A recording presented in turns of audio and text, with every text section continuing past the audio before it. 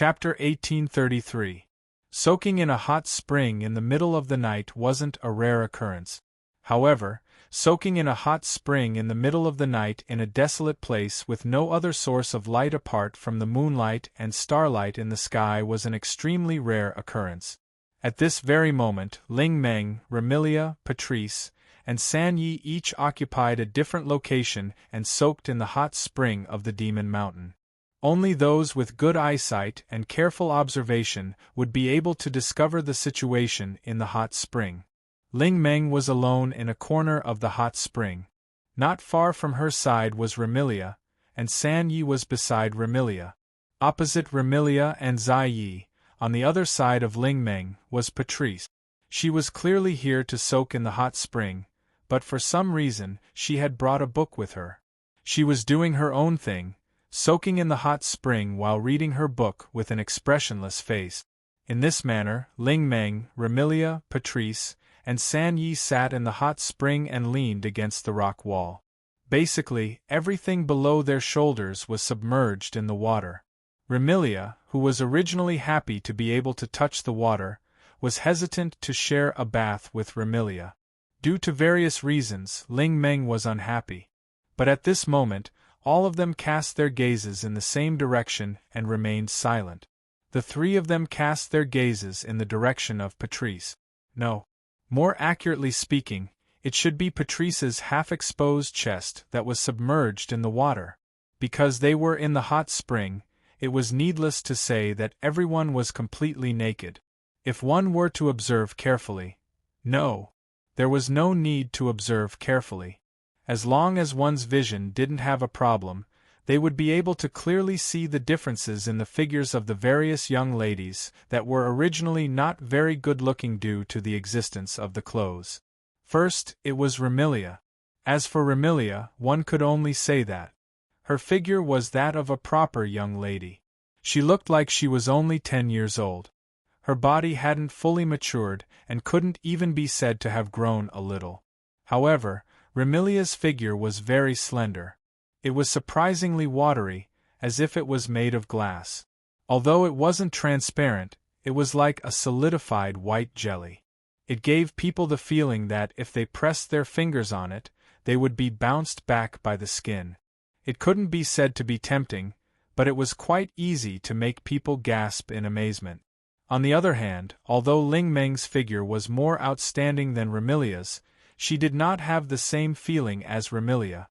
Instead, she appeared more refreshing and smooth. Even though she was soaked in water and surrounded by white steam, Ling Meng's fair skin could still be seen. If Remilia were to be compared to jelly, then Ling Meng would be a brightly colored candy. One could not help but lick her. Of course, Princess Ling Meng's figure could not be described as good. Her curves were very distinct, but it was still too early to say that she was impressive. She could only be described as cute. Then it was Night. In terms of the size of the part that needed to be protruded, Night was the same as Ling Meng. They were the type that could only be grasped with one hand. They couldn't be considered voluptuous or impressive. However, Ji had a delicate body that reminded people of ice, snow, and rivers. It was an extremely beautiful body. Her chest wasn't large, but the shape was beautiful. Her skin wasn't as smooth as Ling Meng's, but it was far more exquisite. It wasn't as watery as Remilia's, but it was soft and tender like a blooming cherry blossom. It gave people an indescribable sense of beauty. The water from the hot spring dripped down from her cherry blossom-like skin. It was a beautiful sight that could take one's breath away. It was very alluring. Remilia, Ling Meng, and Night. Out of the three of them, Night's figure should be the most suitable and the most attractive. However, compared to Patrice, it was still child's play. At first glance, the feeling that Patrice gave people could only be described with one word: soft and velvety. Just by looking at it with the naked eye, one would feel that it was extremely soft. If one was lucky enough to hug Patrice, they would definitely feel as though they had thrown themselves into a bed. It would be extremely comfortable and blissful. Compared to this softness, Patrice's most prominent part was still the most eye-catching part. Even if the water flowed past, it wouldn't be able to find a gap to squeeze in. It was a pair of voluptuous breasts that were tightly pressed against each other. In addition to her soft and firm waist, slender thighs, and fully developed figure, this was undoubtedly the dream of all men. It was the most perfect figure in the world. It was the embodiment of both men's desires and women's longing. It could be said that it was a figure that was doted on by the Creator. Needless to say, what caused Remilia, Ling Meng, and Raven Knight to ignore all their emotions and stare at the pair of perfectly round chests that could not be concealed. Of course, compared to Patrice's voluptuous figure, Remilia, Ling Meng, and Knight looked like a child of about 10 years old, while the other two were only 16 or 17 years old. They still had a lot of room for growth. However, Remilia was a vampire. She wouldn't age or die and her body wouldn't grow any further. Ling Meng and Knight had also reached the final stage of their development. Not long after, their figures would be fixed unless they were developed by their destined other halves. Even so, with Ling Meng and Knight's current state, if they were to allow their bodies to grow freely, they would definitely not be able to reach Patrice's level. Furthermore, Patrice gave off a feeling of being too weak to stand up to a gust of wind. She also had an intelligent and steady appearance.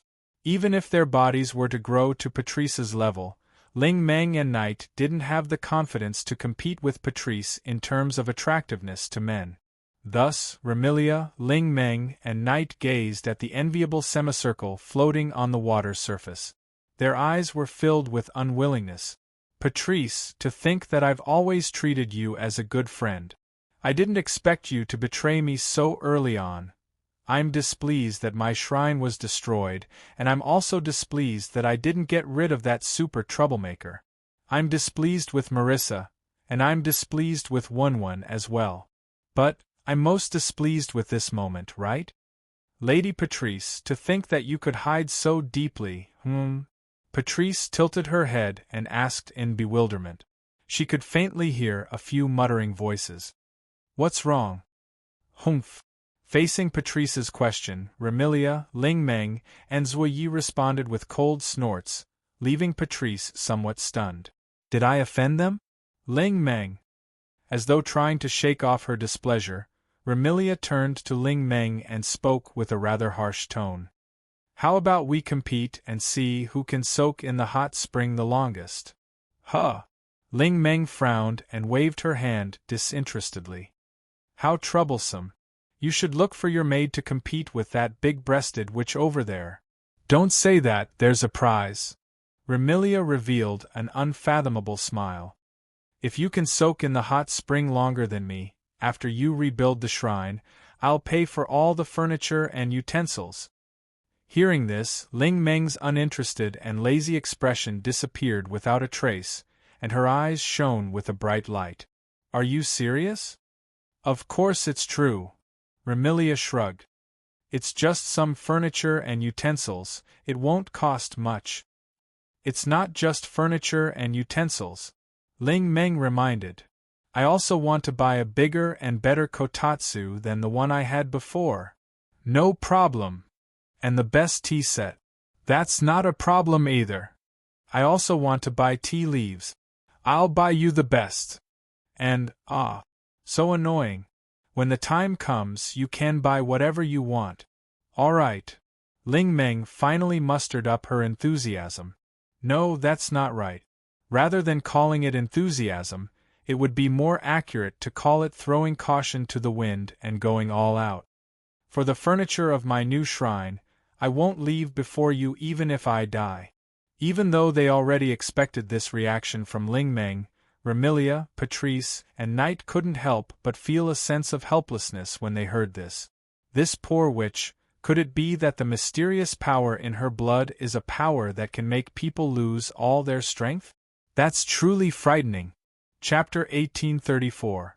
Generally speaking, hot springs aren't suitable for prolonged soaking. Otherwise, one would suffer from chest tightness, thirst, dizziness, and other symptoms. Perhaps due to the lack of moisture, the skin would be dry. Therefore, it's generally unsuitable to soak in a hot spring for more than 20 minutes. Otherwise, there would be all sorts of side effects. Large amounts of moisture would be drained from the skin and cause discomfort. Originally, Ling Meng intended to soak in the hot spring for 10 minutes and return to her shrine to worry about it. However, after Remilia proposed the bet, Ling Meng decided to stake it all. As time elapsed, Ling Meng, Remilia, Patrice, and San Yi had entered the hot spring for 30 minutes. Roughly 40 minutes had passed since then. I can't take it anymore. Patrice's body was originally weaker than an average person. Although she wasn't a human but a witch, her resistance to the hot spring was much stronger than an average person. However, after 40 minutes, her calm face turned red and she surrendered. Lady Patrice. Seeing Patrice acting as though she was drunk, her head swaying left and right. She looked as though she was about to fall into the hot spring and faint. Zuoye's face turned red as well. He rushed over and helped Patrice up. Lady Patrice, are you all right? Zuoye. Patrice mumbled in a daze. I feel dizzy. This. Zuoye turned his gaze to Remilia, his expression somewhat awkward. Young Mississippi. Zuoye. Her face was also red. However, Remilia, who was still at ease, waved her hand at Zuoye. Help Patrice to the shore to rest. But. Zuoye hesitated. Young miss, don't you need me to accompany you? Don't worry, I'm fine, Remilia said with a dull expression. You can wait on the shore with Patrice. Raoyi glanced at Remilia, who appeared to be at ease, and then at Patrice, who was fainting. He could only nod his head in agreement. I understand, young Mississippi. Leaving these words, Jean Yi helped Patrice out of the hot spring and walked towards the shore. Patchouli and Nagai left the hot spring. They returned to the shore. Only then did Remilia tilt her head and look to her side. There, Ling Meng was soaking everything below her shoulders in the hot spring, her eyes wide open. It was as if he had pulled an all-nighter and hadn't slept at all. They were still in a stalemate and refused to sleep. Like a person who was holding a toothpick against his eyelids, he held on desperately.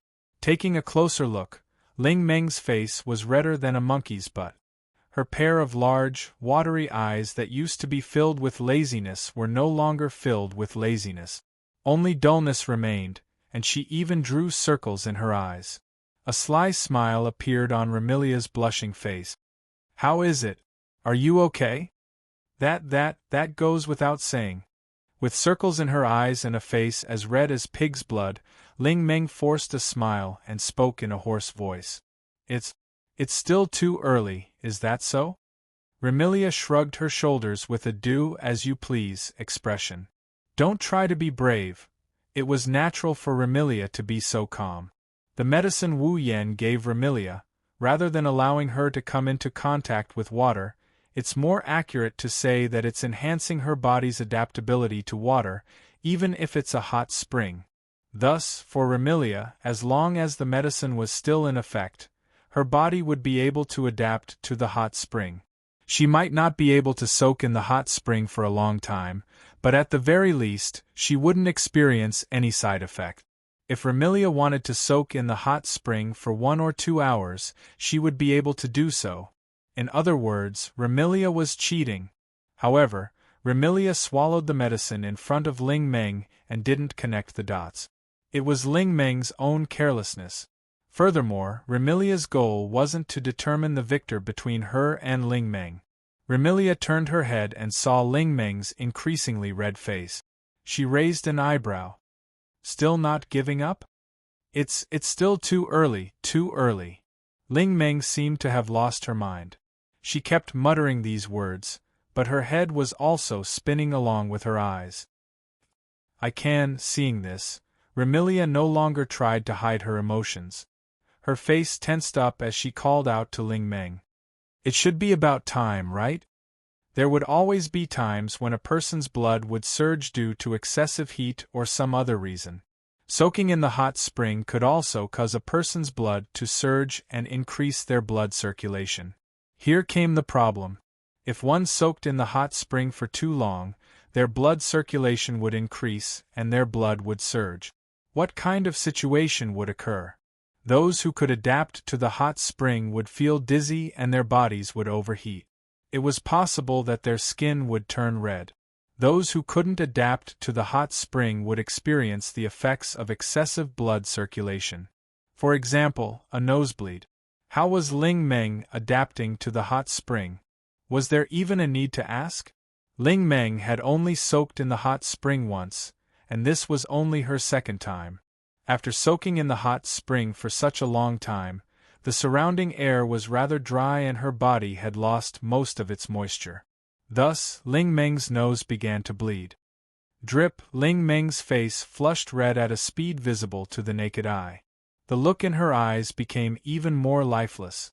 Her tense face collapsed as a drop of dark red blood dripped down from the tip of her nose into the hot spring. Seeing this, Remilia's eyes lit up. With lightning speed, she collected the drop of blood floating on the surface of the water. Then, she acted as if she couldn't take it anymore and floated out of the hot spring. I can't take it anymore. You won. Ling Meng, who did not realize that she was having a nosebleed and did not react in time, was stunned for a moment before she realized what had happened and said foolishly, I won? That's right. Remilia admitted since she had achieved her goal. You won. Then, Ling Meng said stubbornly. My furniture, I know, Remilia said helplessly. I will have someone send it to you when the shrine is rebuilt. Ling Meng seemed to have relaxed as she giggled foolishly. That's great. Ling Meng's head hit the surface of the hot spring and her entire body sank into the hot spring. Ling Meng. Remilia, Patrice, and Black Knight's exclamations reverberated through the steamy mountain and into the night sky. Fantasy Village, Scarlet Devil Mansion. Looking at the gem-like drop of blood floating above his palm, Wu Yen was speechless. Soaking in the hot spring until she gets a nosebleed? To think that you guys could come up with such a method. Wu Yen didn't know what expression he had when he said that. Soaking in the hot spring until she gets a nosebleed? Not everyone can do that, right? How did you know that Ling Meng would get a nosebleed? As long as the blood reaches a certain level, humans will have a nosebleed, Patrice calmly said. I think that Remy must have made up her mind. As long as Boli doesn't get a nosebleed, she will continue to soak in the hot spring. Are you for real? Wu Yen looked at Remilia, who was sipping her tea at the head of the table.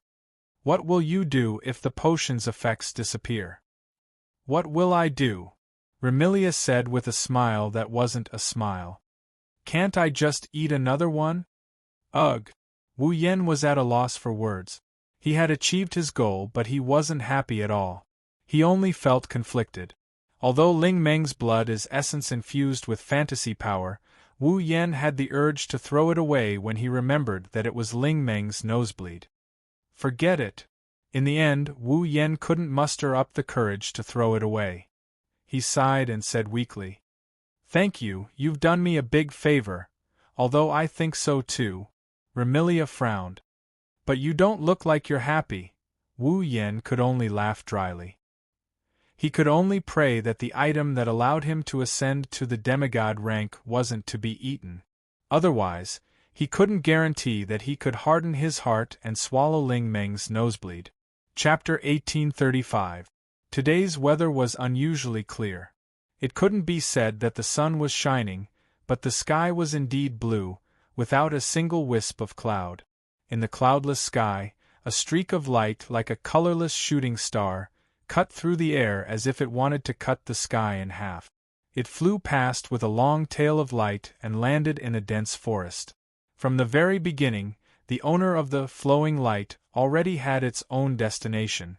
It did not slow down at all as it shuttled back and forth in the dense forest, passing by trees of different sizes that were equally lush, flying towards one of the directions in the forest.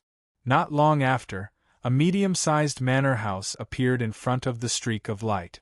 The streak of light didn't slow down until the manor house appeared. It landed in the open space in front of the manor house and showed its original form. It could be worn as casual clothes or as a suit. It had a very modern style of clothing. It was pitch black all over, and only the shirt under the jacket was white. The newcomer had black hair and red eyes. It was Wu Yan. Looking at the manor house in front of him, the corners of Wu Yan's mouth slowly rose until they reached a rather happy arc. He stopped and walked over. When he arrived in front of the manor house, Wu Yan didn't knock on the door. It was as if he knew that the owner of the manor house didn't lock it. He pushed the door open and walked into the manor house. He crossed the hall and went up the stairs to the second floor of the manor house. He didn't know if it was intentional or not. Wu Yan tried his best to eliminate the sound of his footstep. He went up the stairs very slowly and crossed a corridor. He came to the door of a room. He tilted his head and listened with his ears. Wu Yan tried to hear the sound in the room. Faintly, Wu Yan could hear a very subtle knocking sound echoing in the room. If he didn't listen carefully, he wouldn't have heard it at all. This also proved that there was indeed someone in the room. This confirmed it. Wu Yan smiled and pushed open the door in front of him. What entered his field of vision was a Western-style, slightly dreamy room. Just like a dollhouse where dolls lived, the room was brightly lit, and there were some pink decorations in different places. The color of the furniture was also relatively bright, and it was quite girly. In such a room, the young lady sat gracefully on the floor. His head was lowered, and in his hands was an extremely delicate, palm-sized doll. He was fiddling with something with a serious look on his face. The hem of the sleeveless blue dress was spread out like a cake skirt. With the young girl as the center, it formed a circle on the ground. The young girl was like a housewife knitting a sweater. While she continued with the work at hand, she exuded an otherworldly aura. Seeing this scene, even Wu Yan's eyes lit up.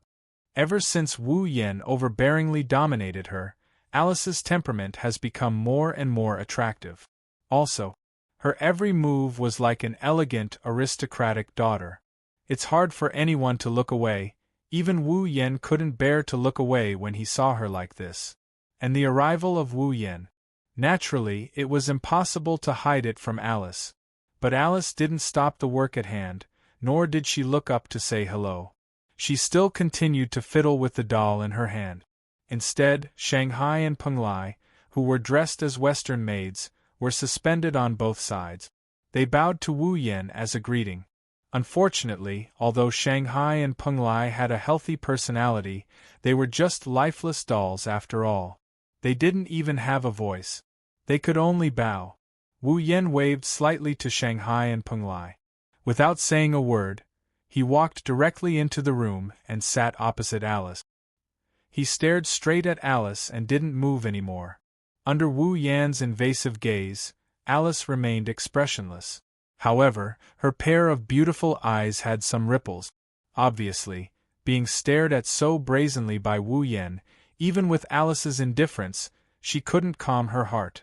She wasn't as calm as she looked on the surface. Regarding this, Alice was angry and helpless. Angry, naturally, she was angry at herself, and also angry at Wu Yan. Helpless, she was helpless at herself, helpless at the thick-skinned Wu Yan. Alice never knew that in this world, there really existed a person who could break the peace in her heart with just a gaze or an action. One must know that in the past, even Marissa and Patrice couldn't break the peace in Alice's heart so obviously. Ever since this man appeared, Alice realized that she was becoming more and more different from her past self. At least, not in front of this man. Could it be that this guy was really her nemesis? With such a helpless thought, Alice stopped what she was doing and raised her head to meet Wu Yan's eyes. Is there something? Hearing this, Wu Yan smiled faintly as though he had won some sort of victory. Can't I visit you if there's nothing? It was the same conversation and answer as the last time they met, when he shamelessly begged for Alice's forgiveness. This made Alice's heart unable to calm down, and anger and helplessness surged up once again. If there's nothing, then don't disturb me while I'm making dolls. Am I disturbing you? Wu Yen purposely put on an innocent look. I remember that I didn't speak nor did I touch you. How could I disturb you? Are you doing this on purpose? Alice furrowed her brows. Since you don't intend to disturb me, then don't look at me like that. Wu Yen cried out in a pitiful tone. I can't even look at you? Isn't this too much of a bully? Bully? Who's the bully? Alice didn't know how she should react. She could only let out a faint sigh. What do you want? Wu Yen retracted his joking expression and stared straight at Alice.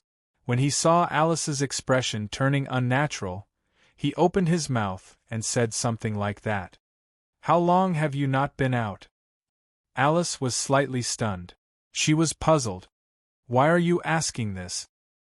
Well, Wu Yen didn't answer the first time. Instead, he said seriously, answer me first. How long have you not been out? Noticing that Wu Yen isn't just chatting and that he's asking this question in a serious manner, Alice fell silent. How long have you not been out? Of course, no one knew this better than Alice. Sigh. Wu Yen sighed and said straightforwardly, as far as I know, you haven't been out since that day, right? Yes. Ever since the day she had sex with Wu Yen, Alice hasn't left the house. She didn't appear in front of anyone. It's as if she's sealed herself away from the world. She's been staying at home making dolls. Usually, Alice wouldn't run around everywhere, but she wouldn't stay at home for a few days. Alice might seem casual, but she was actually very afraid of loneliness. Otherwise, she wouldn't have attended Remilia's banquet. It was because of this that Wu Yen came to find Alice. Alice. Wu Yen looked at Alice and his tone became melancholy. Do you hate me that much? No. Alice quickly shook her head and lowered her head. It's not like that. Alice did have complicated feelings about Wu Yen. After all, this person took her by force, didn't he? But surprisingly, among these complex emotions, there were no negative emotions such as hate or hatred. At most, there were only emotions such as anger that were neither painful nor itchy. Alice didn't go out since then because she felt a little lost about her current self. She wasn't mentally prepared, so she subconsciously lived a life of isolation. She didn't know if Wu Yen noticed this. He stared at Alice, who lowered her head and didn't dare to look at him. He reached out and held Alice's hand. Come with me for a walk. This time, Wu Yen took a rare forceful tone. His tone is unquestionable. Under such a tone, Alice actually subconsciously obeyed and nodded her head unconsciously. Chapter 1836. Fantasy Village, Bori Shrine. Wu Yen held Alice's hand as they walked up the stone steps in front of the Bori Shrine. Wu Yen held Alice's hand as they walked up the steps at a steady pace. At this moment, Alice was like a child who was afraid of strangers. She didn't object to Wu Yen holding her hand. She lowered her head and followed Wu Yen to Bori Shrine. Alice looked up and saw the end of the stone steps getting closer and closer. She whispered with a puzzled expression, "Why did you bring me to the shrine?" It was obvious that Alice didn't know that an earth-shattering event had happened at the Bori Shrine yesterday. That is, the collapse of Bori Shrine. Now, this matter was basically known to everyone in the illusory village. There is no other reason. As long as there is no problem with eyesight and perception, they should be able to see that yesterday, the dream seal released by Ling Meng fell from the sky like the sun. That dream seal move was indeed powerful. It was so powerful that no one in the entire fantasy village couldn't feel it. Even the ordinary humans in the human realm could see it even if they couldn't feel it. So, who wouldn't be curious after witnessing such a powerful attack? It was impossible to hide the collapse of the Bori Shrine. Under such circumstances, Alice, on the other hand, had a puzzled look on her face. She probably didn't know about this matter that was known to everyone. One could only imagine what kind of isolated life Alice had been living for the past few days. If Alice was allowed to go on like this, perhaps Alice would completely become a reticent person who no longer saw people. That was hard to say. Wu Yen once again confirmed that his decision to drag Alice out of this mess was the right one. He scratched his cheek. Well, yesterday I caused quite a bit of trouble. I have to go check it out, right? Trouble? Alice's face was still filled with confusion. What trouble? Wu Yen bitterly smiled and told Alice what happened yesterday in a concise manner, causing Alice to reveal an astonished expression. You destroyed the Bori shrine? Actually, that's not my fault. Wu Yen tried to shift the blame. It's that hateful black and white who attacked the shrine without permission. I didn't want to destroy the shrine at all. Marissa? Alice shook her head helplessly. Indeed. She's the only one who can cause such a big trouble. Alice tightened her grip on Wu Yan's hand as she continued with a complicated tone. Then, is Marissa at the shrine now? You can say so. Wu Yan looked at Alice with a smile. What? You don't dare to see Marissa? Alice opened her mouth slightly as if she wanted to refute, but she couldn't say anything. Dare to see Marissa? It wasn't that she didn't dare to see Marissa. It's just that Alice didn't know how she should react to Marissa. It couldn't be helped. Who asked Alice, who had a Yuri plot towards Marissa, to be eaten alive by a certain wolf? Who asked Alice to truly follow the harmony of yin and yang, and the great Tao of male and female pairing? That's why Alice was so conflicted. In this regard, Wu Yen only said one sentence. Marissa is your best friend in Fantasy Village. She's the closest person to you. I don't want you to be afraid to face her. Hearing this, Alice's heart calmed down. That's right. Marissa was Alice's best friend and the closest person to her in Fantasy Village. Even if she had a relationship with Wu Yen, her Yuri plot towards Marissa couldn't be realized. She couldn't stay away from Marissa because of this. This was the kind of friendship that only existed between women. It was far more intimate and delicate than the friendship between men. Following Wu Yan's footsteps, Alice followed behind Wu Yan and walked to the end of the stone steps. After the two of them walked down the stone steps, the current state of Bori Shrine was presented before their eyes. The wreckage of the original Boli Shrine, which was supposed to be in ruins, has been cleaned up, leaving only a vast open space. On the side of the open space, there were piles of wood and stone. Under the processing of two listless girls, they were turned into materials needed to rebuild the shrine. Needless to say, those two girls were Marissa and Soul Shooting Maru. As for Soul Dream, she was still holding on to her imperial coin as she stood in front of Marissa and Soul Shooting Maru. She had a hangover look on her face as she clutched her head. Faint whimpering sounds could be heard clearly by everyone present. Oh, my head is still a little dizzy and my body is still very hot. Very uncomfortable. But to be able to get a lot of furniture and tools for free, it is worth it. Such a sentence made Marissa and Soul Shooting Maru feel even more powerless. Damn it, why can Soul Dream soak in the hot spring until she gets dizzy, while we have to work here for so long and take care of the unconscious Soul Dream? Woo-woo, I really want to soak in the hot spring. I really want to write a report. There is no report today. I wonder if everyone will have a bad impression of Wenwen daily? Seeing this, Wu Yen and Alice looked at each other speechlessly. Soul Dream, who was still holding her head, inadvertently turned her head to look in the direction of the stone steps. She saw the man and woman standing at the end of the stone steps and was momentarily stunned. When she saw Wu Yen, her eyes widened and she shouted, "You actually dare to come?" The sudden shout startled everyone present. It also caused Marissa and Soul Shooting Maru to notice Wu Yen and Alice. The two of them ignored Alice and shouted at the same time. "You absconding bastard! You finally appeared. What do you mean absconding?" Wu Yen retorted. "The one who destroyed the shrine was not me. Why should I abscond?" "You were the one who told me to destroy the shrine," Marissa shouted. "If you didn't want Soul Dream's blood, I wouldn't have become like this. It is all your fault." I didn't destroy the shrine either, Soul-shooting Maru said indignantly. Then why do I have to be responsible for rebuilding the shrine? Marissa and Soul-shooting Maru's resentment has been accumulating for a period of time. Now that they have an opportunity to vent, the two of them showed signs of not being able to stop. Don't just focus on talking.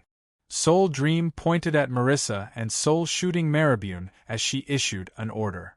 Hurry up and continue. Marissa and Soul-shooting Maru wanted to say something, but under Soul Dream's imposing gaze, they immediately withered and obediently continued processing the wood and stone in their hands. Wu Yen could only bitterly smile at Alice before he looked at Ling Meng and awkwardly said, "Sorry, Ling Meng. Do you need my help?" "No need," Soul Dream said without hesitation. She even looked at him as though he was an unwelcome person and waved her hand disdainfully. "Nothing good will happen when you appear. Hurry up and leave. Don't hinder me from rebuilding the shrine and don't give me any trouble." After saying that, Soul Dream snorted coldly. "Of course, don't expect me to give you any blood and cause any trouble. Even if you are someone from Yukari's family, I will still treat you." It seems that Soul Dream still doesn't know that she was tricked by Remilia yesterday. She had already used some furniture and tools as bait to lure out the blood. Wu Yen didn't intend to expose her and shrugged his shoulders. "This time, I am not here to ask for blood." "Not here to ask for blood?" Soul Dream was startled and immediately became vigilant. "If you are not here to ask for blood, then what are you here for?" Looking at how Ling Meng is acting as if she's guarding against some dreadful beast, Wu Yen felt a bit depressed. "Can't I be here to make amends and to help?" "I already said that I don't need your help." Soul Dream was unmoved. "Just don't cause any trouble." All right. After being rejected by Soul Dream, Wu Yen could only compromise. "You really don't need help?" "No need." "You don't need to apologize?" "No need." "You can't even use gold coins as a gift?" "No." Just as Soul Dream was about to reject him, the word gold entered her ears. She suddenly choked and crossed her arms. With a thoughtful expression, she nodded her head. "That's fine." Wu Yen, Alice, Marissa, and Sensei Marumi were speechless. Chapter 1838. Fantasy Village, Lost Bamboo Forest, Forever Pavilion. Even in this bright and sunny weather, the Lost Bamboo Forest was still filled with a dense fog that made it difficult for people to see clearly. The incoming sunlight was completely blocked outside the bamboo forest, causing the light within the Lost Bamboo Forest to be somewhat dim. Forever Pavilion was an exception.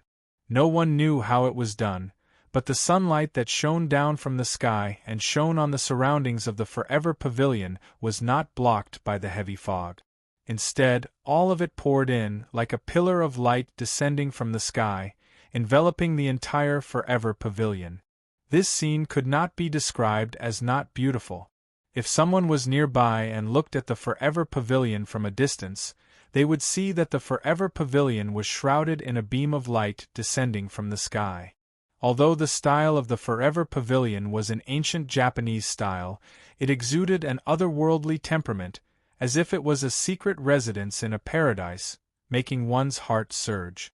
In the courtyard of the Forever Pavilion, there were many extremely fat rabbits, at least much fatter than their peers. They were about half the size of an adult dog. They were like lazy cats, nestled in various corners of the courtyard, as if they were basking in the sunlight. No matter how one looked at it, this was quite an incredible scene. Not long after, a door in the corridor above the courtyard slowly opened. A young girl carried a huge box and moved it with some difficulty. She walked out of Forever Pavilion. This was a rather strange girl. She was wearing a white short-sleeved shirt, a uniformed coat, a red tie, and a pink pleated skirt. The girl had a pair of wrinkled rabbit ears that were at least 20 centimeters long. They looked like ornaments. Her long purple straight hair swayed in the wind. Her delicate face was a little rosy. Obviously, she was using a lot of strength. This girl was a member of Forever Pavilion, the pet of Mount Penglai, and the disciple of Yonglin. Not long ago, in front of Wu Yan, Ling Xian bore the last sin of the 7 deadly sins. After a few days, Ling Xian had already borne all the 7 deadly sins. She was no longer the dissatisfied and depressed rabbit who had been eager to touch the opposite sex a few days ago. But now, Ling Xian was behaving like a cow. It seemed that even if she did not bear the 7 deadly sins, her life did not seem to be any better. That was why Ling Xian was the victim of his fantasy, wasn't she? She struggled to move the box that was half as tall as her. Inside the box was a large pile of carrot. She walked into the courtyard and slammed the box down as if she couldn't hold on any longer. Huff, huff. It was unknown if she had done a lot of work before this, but Ling Xian was panting slightly. She wiped the sweat on her forehead and complained. Why do I have to do the work of the Emperor? Di was the other member of the Eternal Pavilion, and also the last member of the Eternal Pavilion. She was also the pet of Mount Penglai's bright knight. At the same time, she was the leader of all the untransformed rabbits in the Eternal Pavilion. Usually, the work of feeding rabbits was done by Di. Ling Xian's job was to assist Yonglin in making medicine. However, this rabbit demon named Di was extremely mischievous and active. Not only did he like to bully Ling Xian, but he also liked to run around and tease people he didn't know. It was precisely because of Di's bullying that Ling Xian received the title of rabbit. She must have gone somewhere to tease people again. Ling Xian sighed. I really hope the princess can teach her a lesson. As she said this, Ling Xian actually didn't have much hope. It was not that Emperor would not be punished, nor was it that Mount Penglai and Yonglin doted on Emperor so much. It was just that Mount Penglai only cared about playing games and reading comics all day long, while Yonglin only cared about her pharmaceutical work and did not care about Emperor's misdeeds at all. That was why Ling Xian was so tragic. Let's hurry and feed these rabbits. After saying this, Ling Xian clapped her hands and raised her voice. Everyone, come and eat. However, Ling Xian's shout only caused the rabbits in the courtyard to lazily open their eyes and glance at her. Then, all the rabbits closed their eyes again and continued to bask in the sun. Ling Xian was startled at first, then she became angry. Even you all want to bully me? It was clearly a reprimand, but Ling Xian made it sound like she was sobbing. She even had tears in her eyes. Not only did she not look dignified, but she also made people want to tease her even more. Thinking about it, it was because of this that Ling Xian was always bullied. Oh! Ling Xian's eyes were filled with tears. Why does everyone like to bully me so much? Suddenly, the teary-eyed Ling Xian heard some light footsteps coming from the bamboo forest not far away. Who is it? Ling Xian's body trembled, and her vigilant eyes became timid under the influence of her tears. However, she still turned to look in the direction of the voice. Ling Xian saw it immediately. On the mountain path not far away, 2 figures appeared there. Hand in hand, they walked in the direction of the Forever Pavilion. It was a man and a woman. The man was wearing a casual suit. Except for the white shirt under the jacket, the rest of his clothes were black. His eyes were wine red. He wasn't charming, but his aura was deep and unforgettable. The woman wore a blue sleeveless dress with a white shawl draped over her shoulders. The dress reached her ankles, and her shoulder-length golden hair exuded an enchanting luster under the sunlight. Her appearance was one of a kind, and she was exceptionally beautiful. Looking at the man and woman duo, Ling Xian was completely stunned. There were 2 reasons why she was stunned. The first was because of the woman. Apart from her princess, this was the first time Ling Xian saw such a beautiful girl. Her appearance and aura were comparable to Mount Penglai's Hui Yi. The other reason was because of the man. If Ling Xian wasn't mistaken, the man was the one who came to Yongyuan Pavilion a few days ago. He seemed to have done something with Mount Penglai's Hui Yi and Yonglin. He was pushed to the ground by her, and was almost pushed back by her. Yes.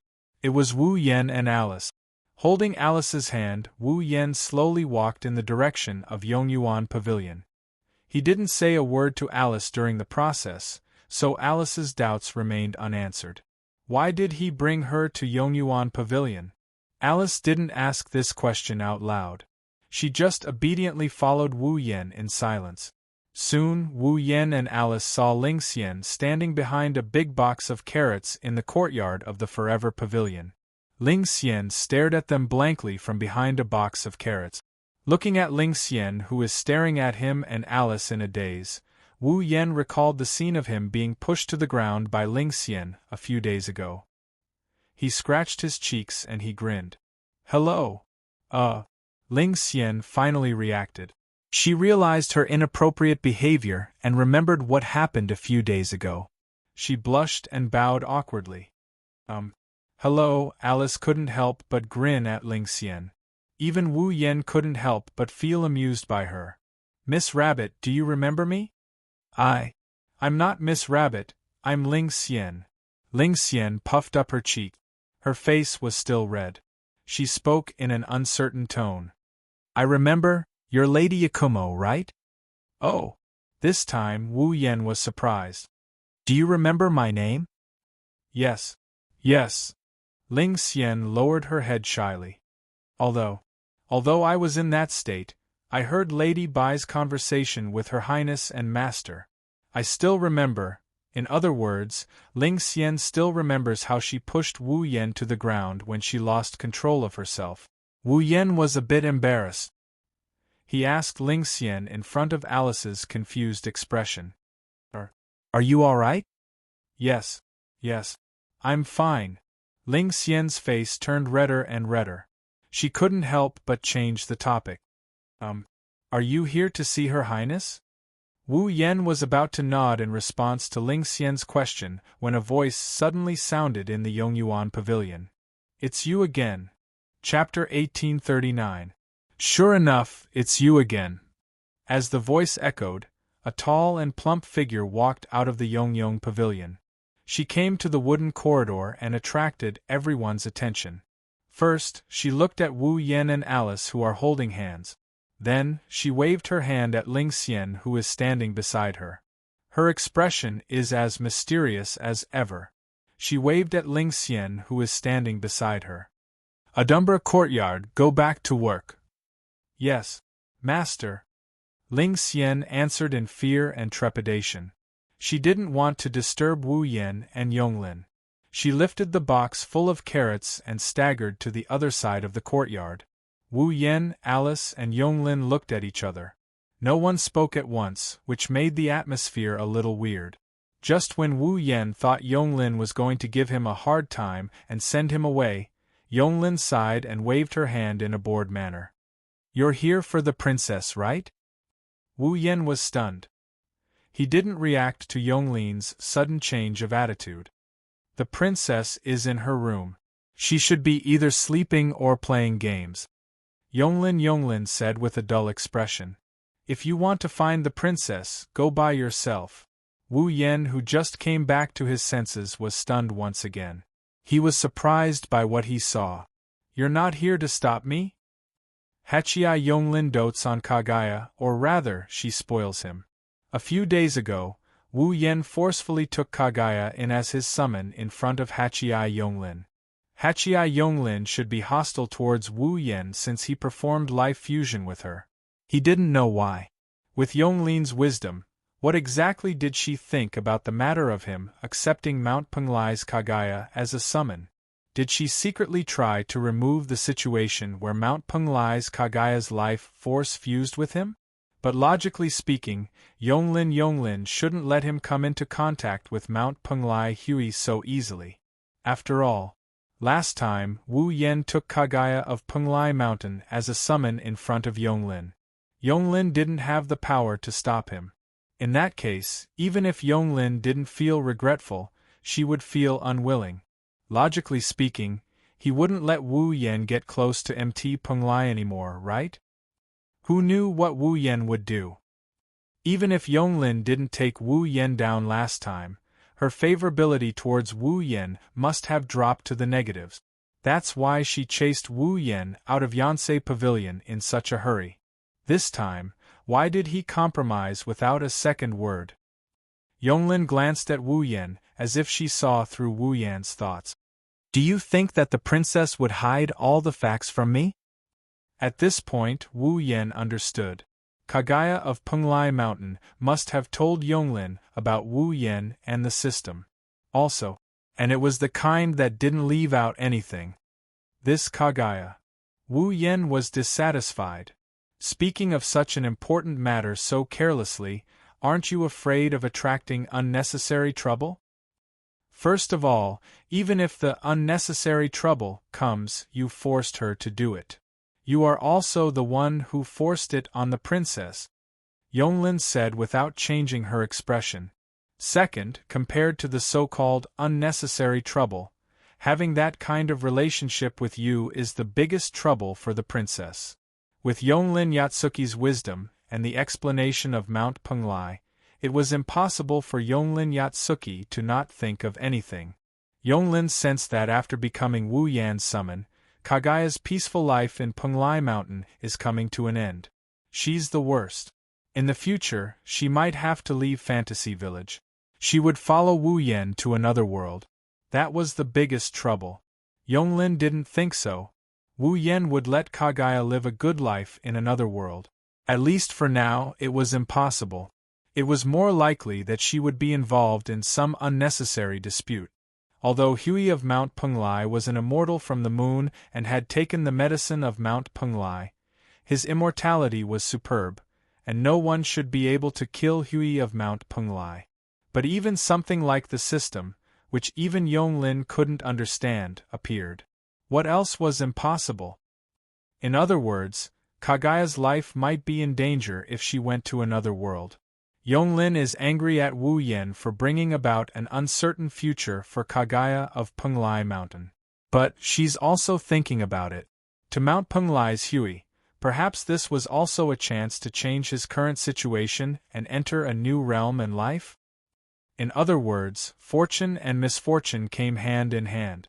Yonglin chose to wait and see. Yonglin glanced at Alice, who had been silent all this while, and suddenly said, "This magician is also your summoner?" Summoner? Alice was stunned. She didn't understand what was going on. Not now. Wu Yan smiled. Definitely in the future. Really? Yonglin narrowed her eyes and asked another question. Then, what about Yakumo Yukari? Yukari? Wu Yan didn't expect Yatsuki to bring up Yukari, so he reacted a little slower. Did Yonglin already know about his relationship with Yukari? But regarding this part, even if it was the system, it wouldn't instill the relevant memories into Mount Penglai's Hui, right? How did Yonglin of the Eight Wills know? Looking at the surprised Wu Yan, Yonglin seemed to have gotten her answer. She laughed in a very joyful manner. I see. Even that guy couldn't resist becoming your summoner. Then, it's not that hard for me to accept that I can't stop you from doing what you want to the princess. Hearing this, Wu Yan understood the situation. Yonglin was just trying to get information from him. After getting confirmation, she felt better from Yukari. Yonglin was still upset that she couldn't stop Kaguya from becoming Wu Yan's summoner. She only accepted it after knowing that Yukari couldn't do anything about the system. However, Yonglin didn't know that. Back then, Yukari couldn't resist the system and refused to become Wu Yan's summon. She used her realm power to slow down her condition, allowing her to stay in Silveria for a long time even though she can only summon for a short period of time. This was something that Yonglin definitely couldn't do. Yonglin wasn't as powerful as Yukari. In terms of strength, Yonglin was about the same as Yukari. However, Yukari's ability was special. That was why she could resist the system a little. From this, it could be seen how powerful the power of one's cultivation level was.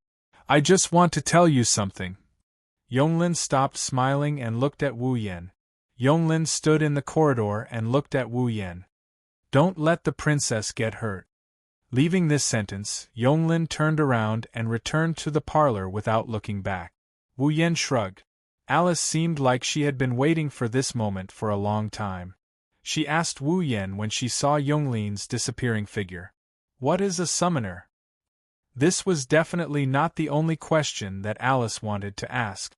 Judging from the conversation between Wu Yan and Yonglin, the two of them must be talking about something that Alice couldn't understand. However, Alice wasn't in a position to get to the bottom of everything. She only asked this question that was slightly related to her. Wu Yan didn't want to hide it from Alice, but he didn't explain it immediately. Well, it's a little troublesome to explain. I'll tell you later. Let's go and see the princess. Alice pondered for a bit before nodding. Under Wu Yan's lead, they walked up the wooden corridor of the Forever Pavilion and headed towards the other end of the corridor. After a while, they came to a room. When they were about to knock on the door, a familiar and pleasant voice came from inside. Come in. It was the voice of Mount Penglai. Wu Yan heard this voice a few days ago. Alice and Alice, who had attended the exhibition held by the Yonglin Pavilion, also recognized this voice. They looked at each other. Wu Yan opened the door and walked into the room. Chapter 1840. Compared to the first time they met, this time, the situation in Mount Penglai's room was a bit different. The boxes filled with game discs and mangas all over the ground disappeared. No one knew where they were taken by Mount Penglai Kagaya, leaving the retro-style tatame completely exposed to the air. The room also seemed to have been specially tidied up. Compared to the first time, it was a lot cleaner and didn't feel sloppy. In addition, there was a stove next to it that was releasing some kind of fragrance. The whole atmosphere was already comparable to the ancient Japanese aristocrats' living quarters. If, ignoring the computer that was sitting in the corner of the room, the screen was still on, showing an interface of an unknown game. Sitting on the side of the stove, Mount Penglai was still wearing the pink top and white bottom. The sleeves were extremely long, like a kimono.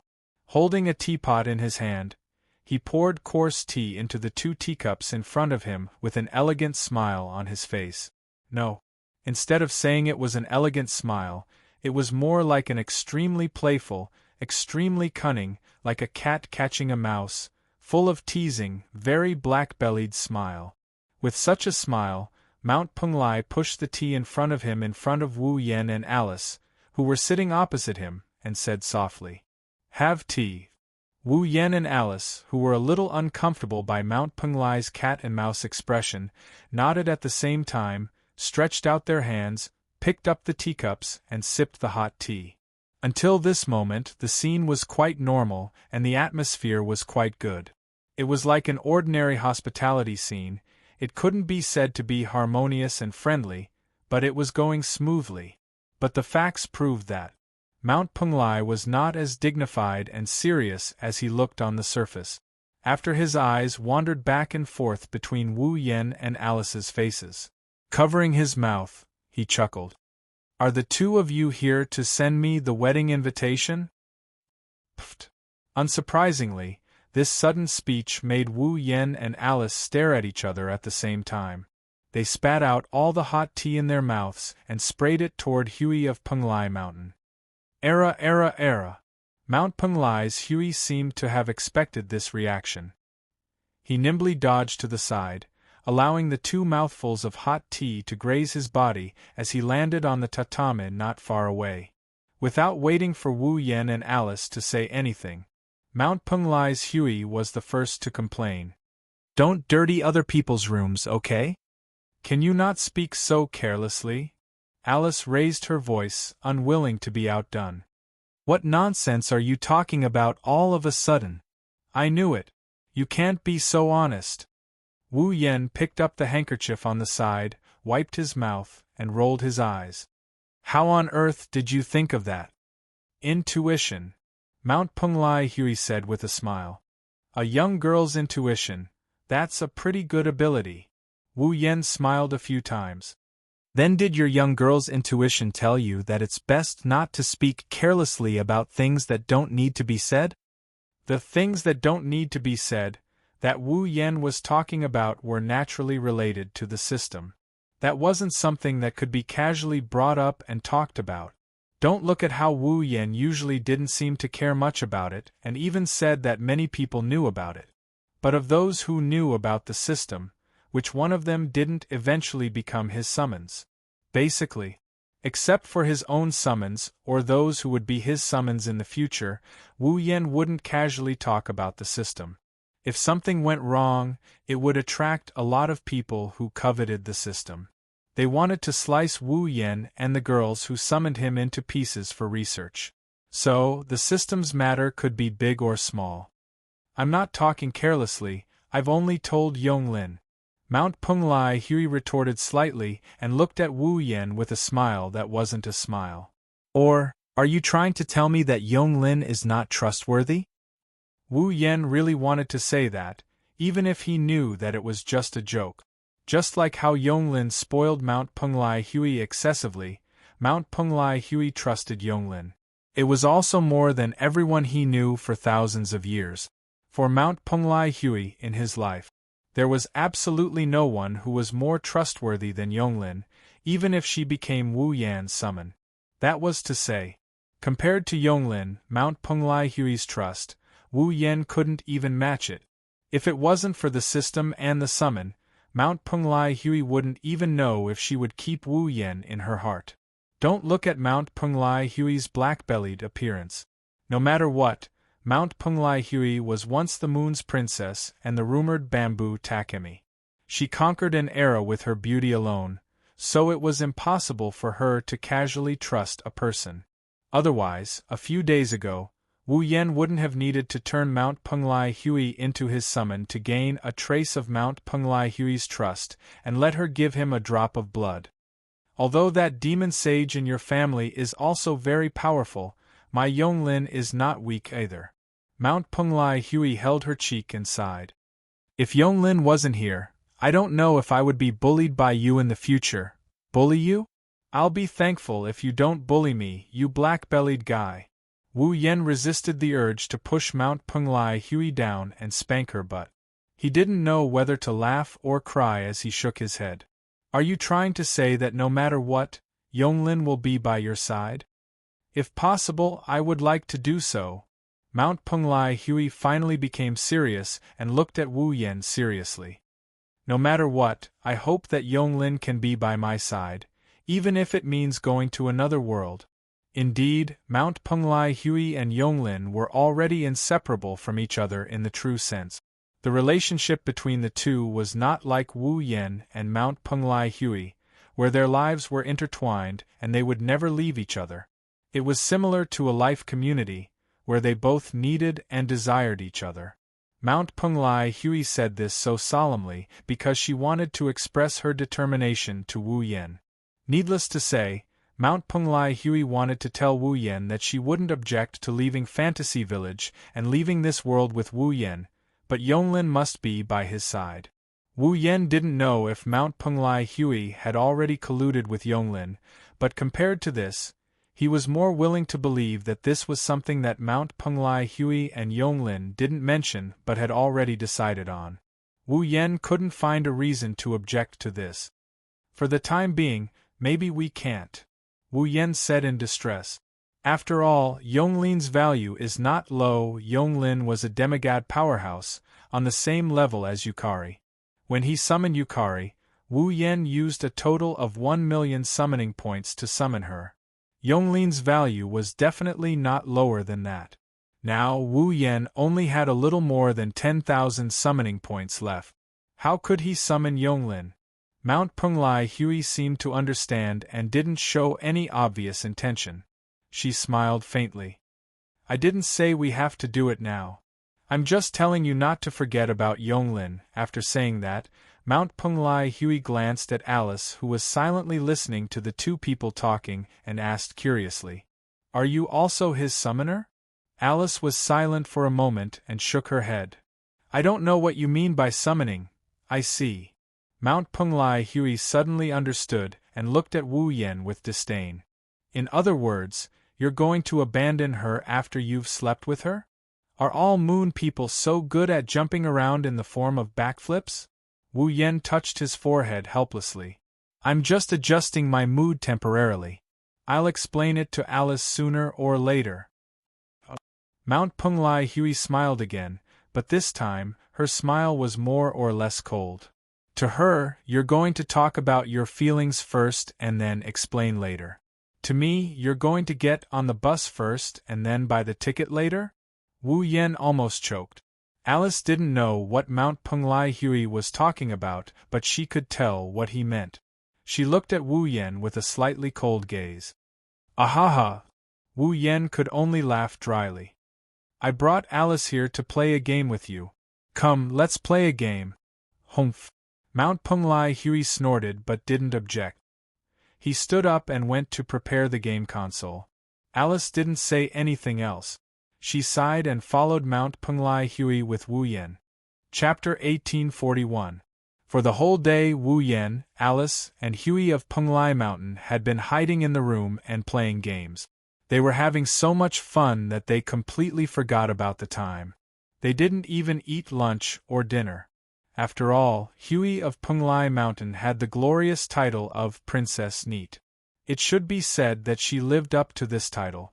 Throughout the day, Hui of Punglai Mountain showed enthusiasm that she didn't show during their 2 meetings. Not only did she no longer maintain her dignified, elegant, and even black-bellied personality, but she was also immersed in the game. It was hard to imagine that such a person was actually a princess who had lived for thousands of years, or Princess Hui who once conquered an era with her beauty. However, it wasn't without reason. That's right, Hui of Punglai Mountain was indeed a homebody. She was very homebody and liked to play games very much. However, in the past, Hui of Punglai Mountain could only stay in the room and play games alone. It was rare for someone to play with her, so how could she not enjoy herself?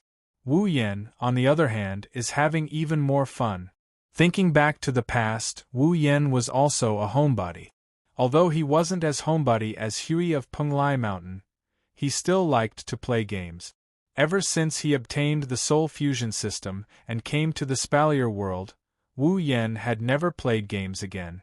Instead, he ran around the Spalier world and each dungeon world to improve his strength. Of course, there were many dungeon worlds that also had games. In fact, the theme of Sword and Saber Dominion world was games.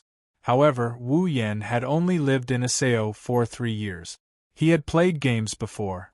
Since then, he had never played games again. Under such circumstances, how could he not have a good time? Therefore, for the whole day, Wu Yen and Hui of Punglai Mountain were an unprecedented combination. They were immersed in the game. They couldn't extricate themselves. As for Alice, she was a little conflicted.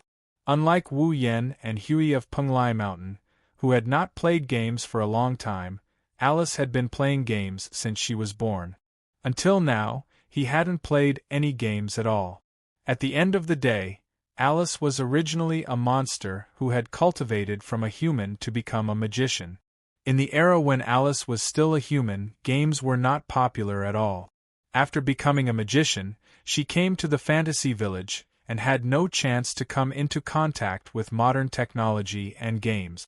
Therefore, during the whole process, only Alice looked very uncomfortable, unable to keep up with Wu Yen and Mount Punglai's enthusiasm.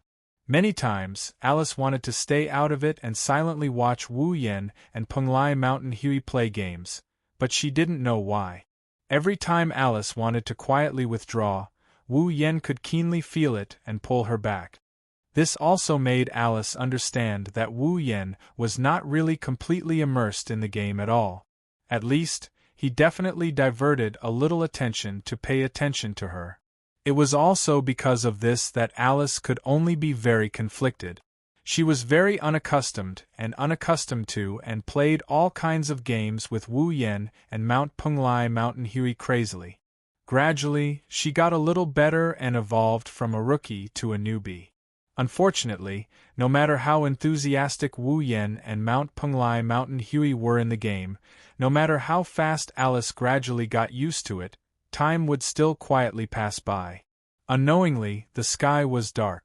Under the 8 Will Yonglin's reprimand, everyone could only regretfully leave. Then, standing in the courtyard of Forever Pavilion, Wu Yen took Alice's hand and waved to the bell fairy in the corridor. "We'll leave here." "Yes, yes." The bell fairy bowed with an embarrassed face. "I'm so sorry," the princess refused to end the game and came out of her room. "Master is teaching the princess a lesson and can't come out to see us off." "Well, I don't mind. I had a lot of fun today." Wu Yen shrugged. "So, that's all for now. I'll disturb you next time." "Sorry to disturb you." Alice nodded slightly and said goodbye. Under the gaze of the bell fairy, the two walked out of Forever Pavilion hand in hand. They also walked out of the mountain path and walked into the misty lost bamboo forest. The surroundings were terrifyingly silent in the lost bamboo forest. There seemed to be no birds, beasts, or insects.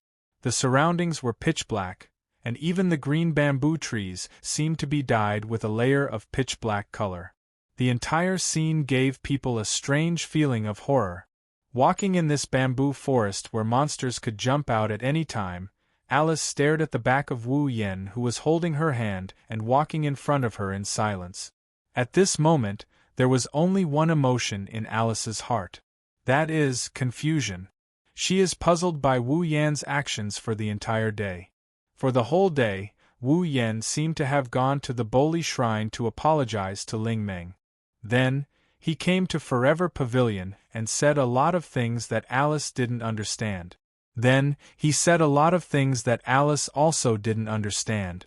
Then, he played the game until now and did a lot of things. However, there was one thing in common among these things.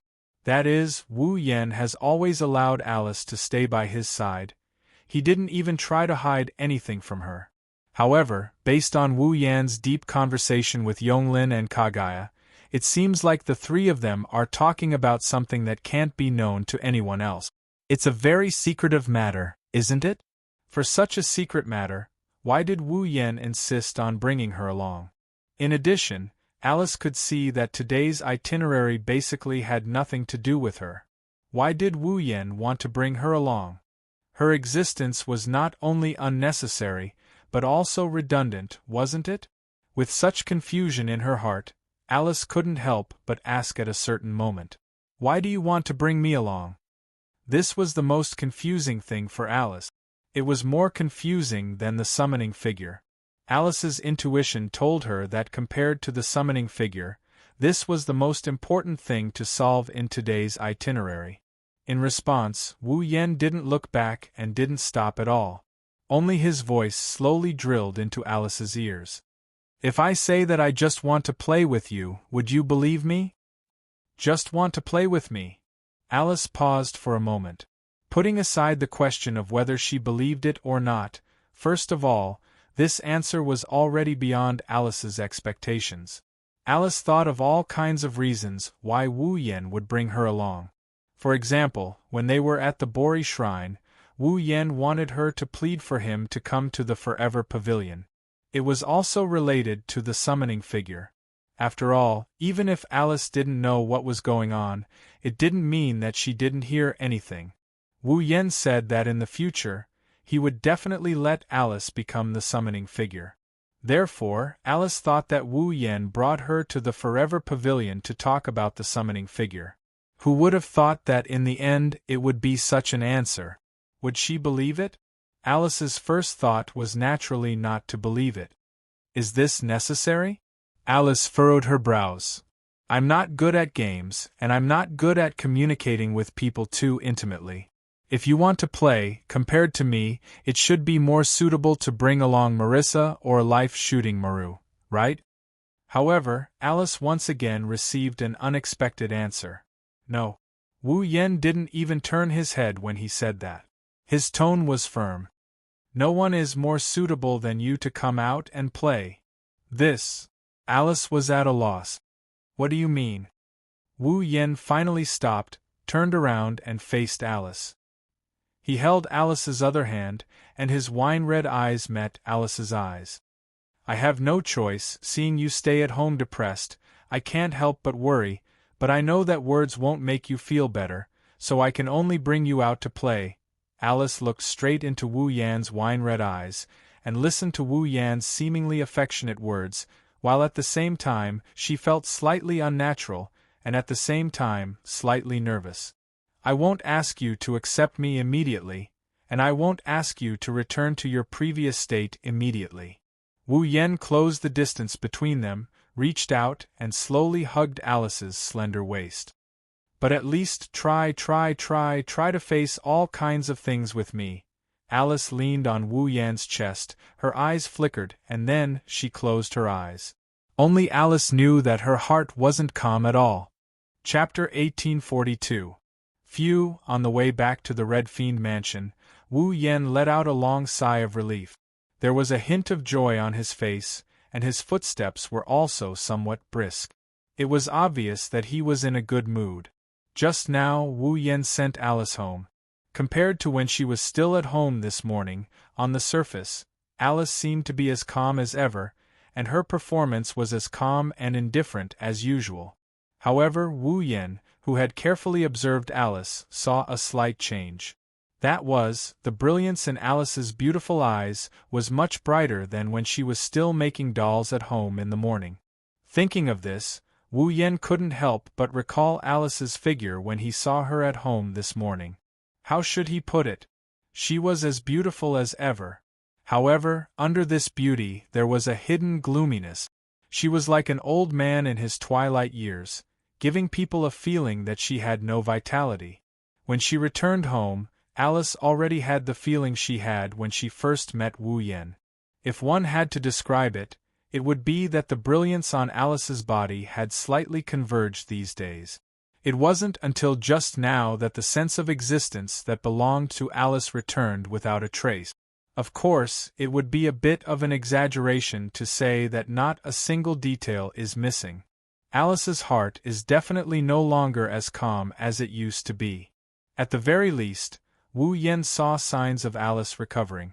Come to think of it, from tomorrow onwards, Alice shouldn't hide at home and not go out anymore, right?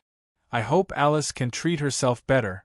As soon as this sentence was said, Wu Yen laughed bitterly as if he had said something stupid. Because of the relationship between the two of them, there was indeed some kind of grudge in Alice's heart, causing her to be at a loss. This caused her to be somewhat closed off during this period of time, but it wasn't to the point of abusing herself. For him to say such a sentence, it could be said that he was overly worried. In any case, Alice wasn't a child. Although her appearance was similar to that of a 16 or 17-year-old beautiful girl, she had lived longer than ordinary humans. Although she was somewhat closed off due to her not being very open-minded, Alice was still very considerate and would never do anything stupid because of this. It's better that the current Alice is a little open-minded. At least I didn't drag her around today, and play games for the whole day in vain. With such gratified words that only he could hear, the door of the Red Devil Mansion finally appeared in Wu Yan's sight. Wu Yan pulled himself together and walked over. Creak, with such an extremely soft sound, Wu Yan slowly pushed the door in front of him, and peeked his head into the Red Devil Mansion's hall and looked around. However, just as Wu Yan peeked his head into the Red Devil Mansion's hall, and before he could see the situation inside clearly, a loud noise suddenly struck and startled Wu Yan. After taking a closer look, Wu Yan realized that, at this moment, in the hall of the Red Fiend restaurant, there were all kinds of demons in human form, beast form, unknown form, or half-human and half-beast form gathered in the hall of the Red Fiend restaurant. They were holding wine cups and plates with dishes as they laughed and played. Long tables were set up all around, and plates of steaming hot dishes were placed on them. In addition, there were all kinds of wine and wine glasses for the demons who were laughing and playing in the hall to enjoy. Fairy maids in maid outfits were busy everywhere. Some were carrying dishes, some were cleaning up the leftover cutlery, and some were greeting the monsters. It was an extremely lively scene.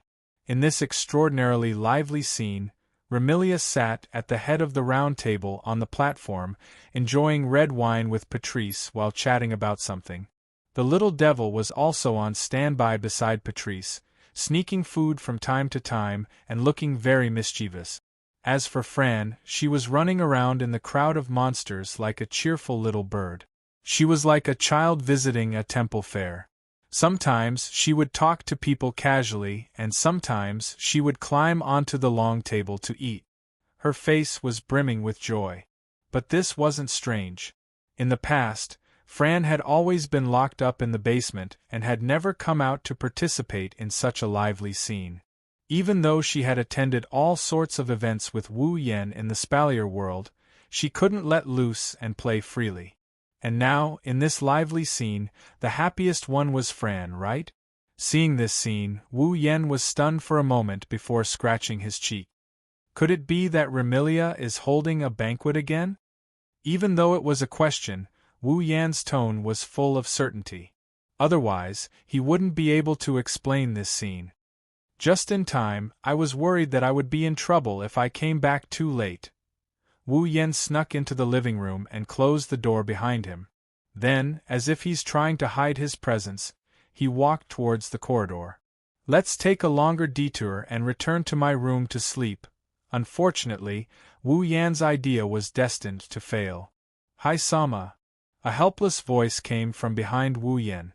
What are you doing? Wu Yan, who was about to enter the corridor, froze.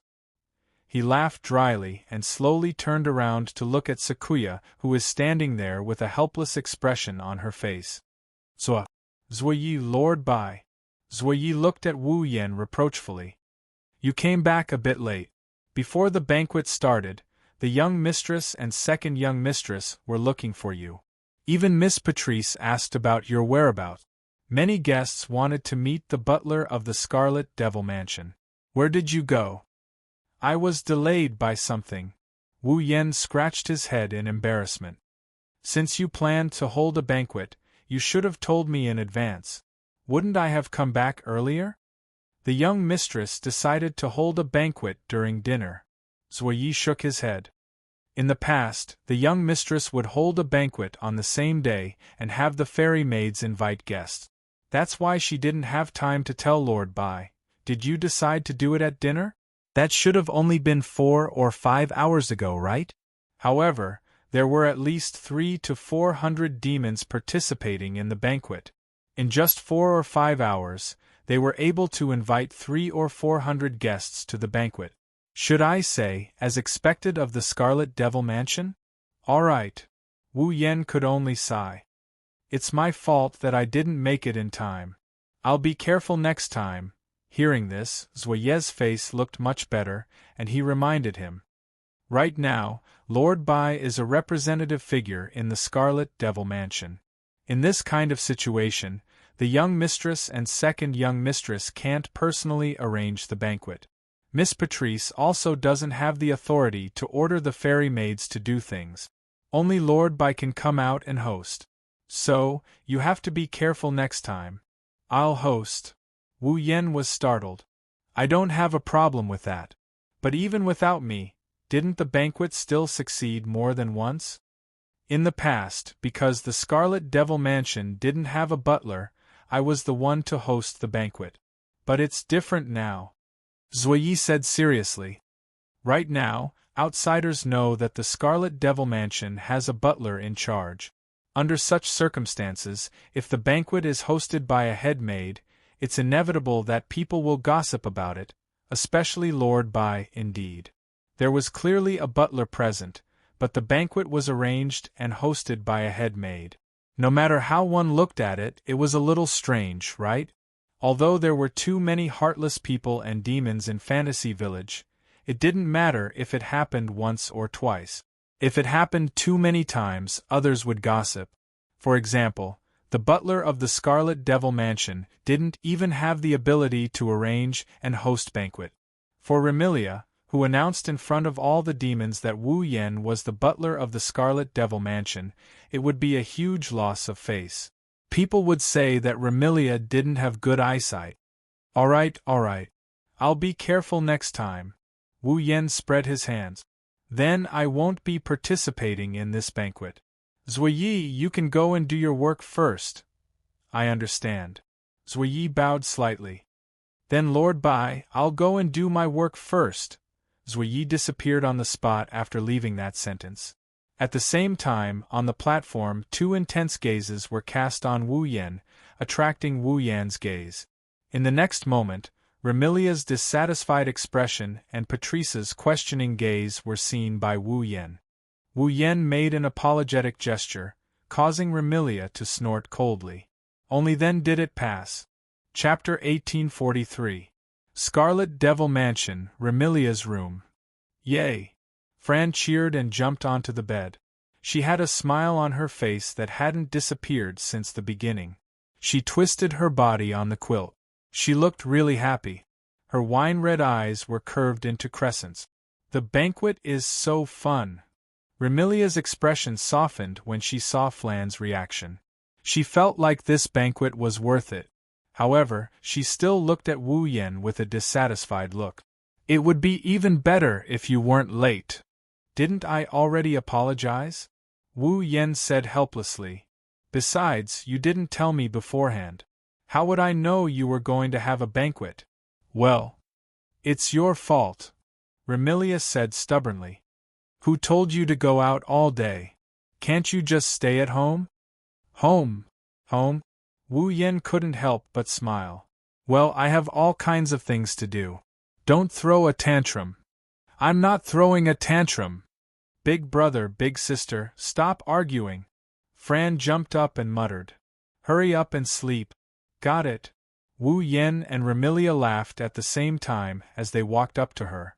At this point, Remilia didn't reject sleeping with Wu Yen, she's acting very naturally. And this also proved that Remilia was gradually getting used to having Wu Yen by her side. Oniai-chan. Flan hugged Wu Yan's neck and she hugged him. Hurry up and help Fran change. Fran wants big brother to hug Fran to sleep. Okay.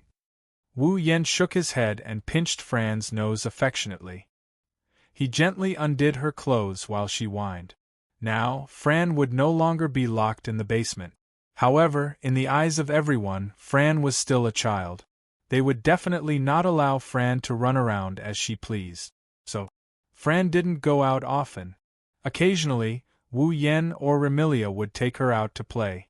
However, whether she went out or not, Fran was still wearing the red and white gothic loli outfit. Wu Yen, who was already very familiar with this outfit, took it off with ease. Remilia, who had seen this scene more than once, turned her head away. Although it wasn't as big of a reaction as the first time, she watched a man help her sister change clothes. That feeling was also very tangled. Wu Yen, who inadvertently caught a glimpse of this scene, smirked. What? Do you want Big Brother to help you change clothes? If it wasn't for the fact that your blood is higher than mine, I would have sucked all your blood dry. Remilia revealed her canine teeth. Like a cat with its hair standing on end, it bared its teeth and bared its teeth. I'm not a child. I don't need to help me change clothes. Yes. Wu Yen replied half-heartedly. Then please hurry up and change clothes. It's time to sleep. Ugh. Remilia could only glare at Wu Yen. She picked up her pajamas and went to the bathroom to change clothes. She whispered softly as she walked. This bastard. He only knows how to dote on Fran. Not long after, Fran changed into pink pajamas. Remilia also walked out of the bathroom and changed into pure white pajamas. Flan looked at Wu Yen with a hopeful expression. Wu Yen chuckled and he picked her up before lying down. Remilia also lay down on the other side of Flan, resting her head on a pillow. Hee. Fran, who was sleeping between Wu Yen and Remilia, didn't immediately close her eyes to sleep. Instead, she kept laughing happily. What's wrong? Remilia asked in confusion. Why are you laughing? Why don't you sleep? Fran just wants to laugh, Fran said. Because Fran is very happy right now. Wu Yen and Remilia's hearts melted. They couldn't help but move closer to Fran. One patted her head while the other hugged her. Very happy right now? Who wouldn't be? Hey, big brother, big sister. Fran looked up. Stars seemed to be flashing in her eyes. She was extremely beautiful. Let's stay together forever and never separate, okay? This was Fran's most fundamental wish. Apart from this wish, Fran had no other requests. Remilia seemed to recall Fran's crazy appearance when she was mentally unstable and the lonely figure in the basement. Tears welled up in the corners of her eyes. She hugged Fran tightly. "Big sister will never leave you." Fran hugged Remilia tightly. She turned to look at Wu Yen expectantly. Wu Yen looked into Fran's eyes and he grinned as he uttered those words. "Our lives have long been fused together. Neither of us can leave the other." Fran giggled. She hugged Wu Yen tightly and leaned her body against Wu Yen. She felt the familiar warmth of Wu Yan's body. She breathed in his scent and enjoyed the feeling of their lives fusing together. She curled up in Wu Yan's arms. After a while, Fran finally began to feel sleepy. She slowly closed her eyes and murmured in a low voice, "Fran loves big brother and big sister the most." After that, Fran closed her eyes and fell asleep. Remilia wrapped her arms around Fran's body and looked at Fran's sleeping face reluctantly as she whispered into Fran's ear, "Big sister also loves Fran the most." At this moment, Remilia's heart was filled with deep love and tenderness. Remilia would never forget the crazed look in Fran's eyes. She would never forget Fran's lonely figure. She would never forget Fran's words when she longed for freedom. She would never forget the various clashes between her and Fran. Now, the two sisters could finally admit that they were very happy. Remilia was very happy, very happy. She was happy that her sister was able to meet the man who brought her back from hell to heaven. In the future, Remilia only wanted her sister to stay in heaven forever. She wanted all the painful memories to turn into dust and disappear forever. Remilia looked in Wu Yan's direction. She saw that Wu Yan was also looking at her. Their gazes met. This time, Remilia didn't make any obvious reaction. She didn't look away either. She looked straight into Wu Yan's wine-red eyes. After a long while, she said this. "Although I don't know what kind of life-sharing contract you made with Fran, if possible, I hope to make the same contract with you."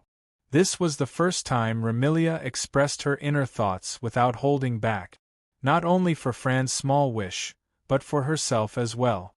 Needless to say, Remilia wanted to make the same contract with Wu Yen to fulfill Fran's wish for the three of them to be together forever.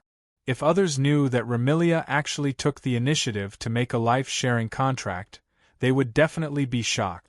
However, Wu Yen didn't, because he also understood Remilia's feelings. "I will." Wu Yen patted Remilia's head and responded to her wish with a powerful voice. "I also hope to be with you forever." Remilia smiled as if a heavy burden had been lifted off her shoulders. She slowly closed her eyes. Remilia believed that tonight would definitely be the most comfortable sleep she had in her 500 years of life. There was no other reason. It was just that Remilia's heart was telling her that she really didn't want anything else in this life. Just like that, the voices of the two young vampire ladies softened. Their breathing stabilized and they fell into a deep sleep. Wu Yen relaxed his movements. He laid down and hugged both Remilia and Flan. Then, he closed his eyes. One after another, images of girls started appearing in his mind. They were the young ladies whose lives were intertwined with Wu Yan's. They were destined to never leave him. And now, apart from Alice and Patrice, there was another young lady in Wu Yan's embrace who made a life-sharing contract with him.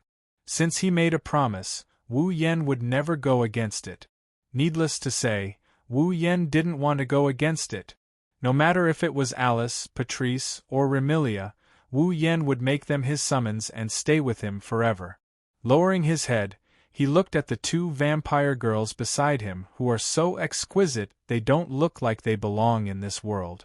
They have angelic beauty in their sleep. Wu Yan's heart gradually calmed down as the night deepened. Chapter 1844. The next day, with no sunlight shining in, no lights pouring down, no alarm clock ringing, and no one waking him up loudly, Wu Yan woke up. Next to him, Remilia and Fran hugged each other tightly. They were still sleeping and showed no signs of waking up.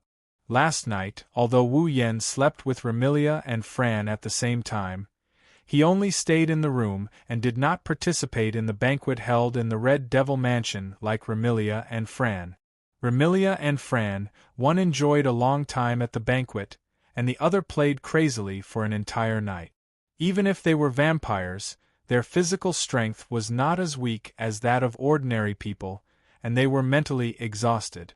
In addition, vampires were nocturnal creatures and could not adapt to daytime life, especially Remilia and Fran, whose bloodlines were not very high. Therefore, after sleeping for a while, they should not be able to wake up in a short period of time. Wu Yen yawned, pulled himself together, and straightened his body. He glanced at Remilia and Fran who were sleeping beside him. He first moved Fran's little feet away from his body, then helped the two little girls cover with the quilt, and then got up and put on his clothes. Originally, at this time, Wu Yen should go back to sleep. But today Wu Yen still had something to do. Therefore, at this time, even if he continued to sleep, it was impossible for him to sleep. He might as well get up and finish his work as soon as possible. Of course, it was still unknown whether or not this matter could be carried out smoothly. Today's Red Devil Mansion was a little quiet. There was no other way. After all, last night's banquet, the fairy maids were busy until the morning before they finished cleaning up the mess. The fairy maids in the Red Devil Mansion were ordinary. They all worked during the day and at night. But because the owner of the Red Devil Mansion was a vampire, there were more fairy maids working at night. And this phenomenon was even more obvious when the banquet was held. Once Remilia decided to hold the banquet. That day, many of the fairy maids working during the day in the Red Devil Mansion would be transferred to work at night. In order to cooperate with the banquet, the number of fairy maids working during the day was greatly reduced the next day. So, today, the number of fairy maids working in the Red Devil Hall would be surprisingly small, no more than 10. And of course, among these fairy maids who were still working, there would definitely be a dutiful and perfect fairy maids. When Wu Yen entered the Scarlet Devil Mansion's main hall, he saw that the long table, dishes, cutlery and whatnot from last night had all been cleaned up. Just like before, nothing has changed. In such a vast and quiet hall, Bu Yi was wiping the round table on the platform with a rag alone. He didn't stop until he sensed someone approaching and looked over. Lord? After seeing the full appearance of the person who came, Zui Yi was startled for a moment and stood up in surprise. You're up! Even though they didn't spend a lot of time together, Sakuya had a rough idea of Wu Yan's daily routine. She also knows how lazy Wu Yan is in the morning and how much he likes to laze in bed. In the fairy maid's understanding, Wu Yan should have woken up in another 2 or 3 hours. But now, he had woken up so early. It was no wonder that the fairy maids were surprised. I have something to do today, so I need to go out for a while. Wu Yan smiled at the fairy maids. So, I woke up a little earlier today. Are you going out again? The surprise on the fairy maid's face turned into helplessness. Then Lord Bai, please come back early today. There might be a banquet tonight. A banquet? Wu Yan's face fell and he said angrily. We already had one yesterday. Do you plan to have one today? With young Miss Personality, it's not impossible. The fairy maids explained. It mainly depends on young Miss' mood. If young Miss wants to have a banquet, it's not strange to have one at any time. There have been times when young Miss was in a good mood. At that time there were banquets for 7 days. 7 days? Wu Yan was speechless. Banquets every day. The Scarlet Devil Mansion is really rich. To be honest, Wu Yan still didn't know where the Scarlet Devil Mansion's money came from. The fairy maids who worked in the Scarlet Devil Mansion all had their own wages. Although Hong Meiling's wages had been deducted by the fairy maids, she was still paid. Only the fairy maids didn't receive a salary. This was because Remilia had already handed over the management of the finances to Jin Yi. Moreover, if Jin Yi wanted to take from it, it didn't matter how much he took. But where did all this money come from? Remilia and Fran were the type who spent money and didn't work. Patrice and Imp were hiding in the underground library all day. They didn't receive a salary nor did they go out to work. Apart from these four and the fairy maids, the rest were all paid by the Scarlet Devil Mansion. If that's the case, it's no wonder Wu Yen is wondering where the Red Devil Dojo got the money to pay their employees. Also, where did the Red Devil Dojo get the money to support its operations? They even held banquets from time to time. If there was a chance, he must ask Remilia about it. After making up his mind, Wu Yen found a seat and sat down. "I'll go make breakfast for Lord Bai," the fairy maids immediately said after seeing Wu Yen sit down. "Please wait a moment, Lord Bai." Just as the fairy maids wanted to use his ability to stop time, Wu Yen spoke up. "No need." Wu Yen looked at the fairy maids and frowned. "You must have been busy from last night's banquet to the end, right?" "Yes." The fairy maids tilted his head and asked suspiciously. "Is there a problem?" "There is a big problem." Wu Yan's frown deepened. "Since you've been busy for so long, aren't you tired?" One must know that the fairy maids of the Scarlet Devil Mansion were busy until dawn to clean up the mess and go back to rest. The fairy maids must be the same. But even so, Zhuyi still had to start work so early. This burden was not ordinary. Actually, Wu Yen wanted to say it a long time ago.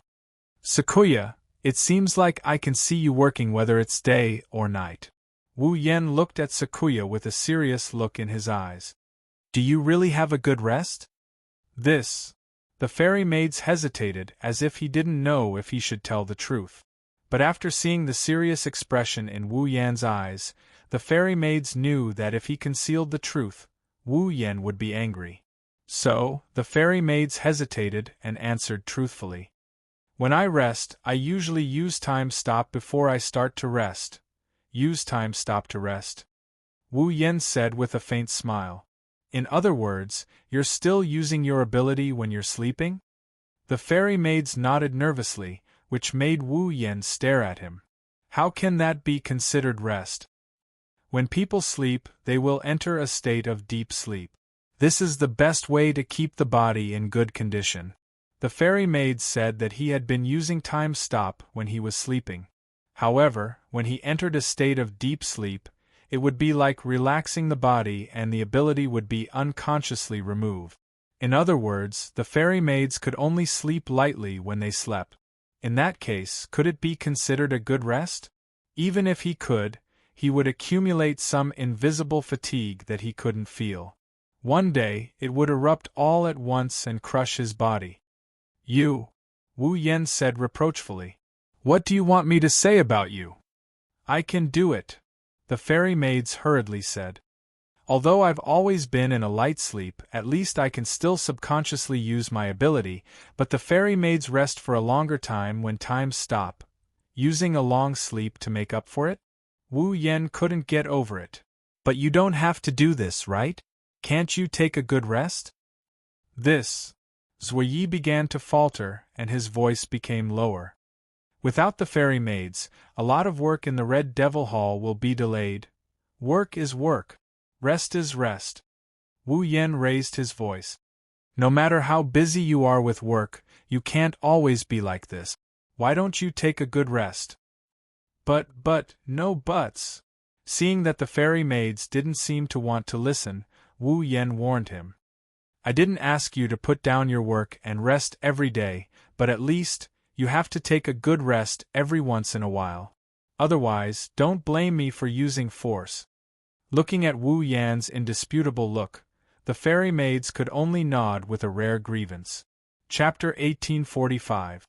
In the sky, a stream of light quickly flew past, like a fleeting meteor, with a long light tail, flying in another direction at a speed that was difficult to be seen by the naked eye. The direction this stream of light flew was the opposite side of the Monster Mountain, which was the opposite direction of the Monster Mountain, as if it was flying towards the depths of the fantasy town.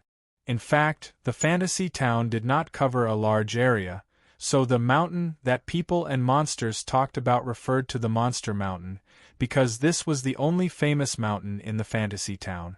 The forest referred to the magic forest, the bamboo forest referred to the lost bamboo forest, and the village referred to the human world. Flying at such a high speed in the fantasy town, which did not cover a large area, it would not take long for it to reach the border of the fantasy town, which was the location of the Bully Great Barrier. With the speed of the stream of light, it should not take long for it to reach the Bully Great Barrier. However, when the stream of light was about to reach the Bully Great Barrier, it was very close to the edge of the Bully Great Barrier. The speed of the stream of light began to slow down slowly. If one observed carefully, they would find that when the stream of light slowed down, it happened to be when an endless, dazzling, orange-yellow grassland appeared in front of the stream of light. It was obviously a grassland, but the color of this grassland was an incredible orange-yellow. And that orange-yellow color was actually a field of sunflowers that grew on the grassland, almost taller than a person. It was because of this field of sunflowers, looking down from the sky of the fantasy town. This grassland was a golden orange-yellow color. Moreover, the color was very dazzling, and one could tell at a glance that these sunflowers were. They were really good-looking. This field of sunflowers. It was called the sunflower field. Originally, sunflowers were a kind of flower that would rotate with the movement of the sun, also known as the sunflower field, and this field of sunflowers was called the sunflower field. It could be said that he lived up to his name. This sunflower field was located to the south of Fantasy Village. It was a bowl-shaped field, so it was difficult to see it from a distance. It was quite far from the human realm, so not many people would come here. It could even be said that no one would come here. However, this vast and well-grown sunflower field was very beautiful. As a result, although not many people came here, there were quite a few people who knew of its existence. It was definitely worth a look. Of course, the reason why fewer people came to the sunflower field was not only because it was a little far from the human world, but more importantly, it was said that at night, this place would become a summer concert venue for energetic monsters. If he were to join them, he would be surrounded by a large number of monsters. Who knew when he would be eaten by one of the monsters? During the day, the sunflower field wasn't safe either. The sunflowers in the sunflower field were all very ordinary sunflowers.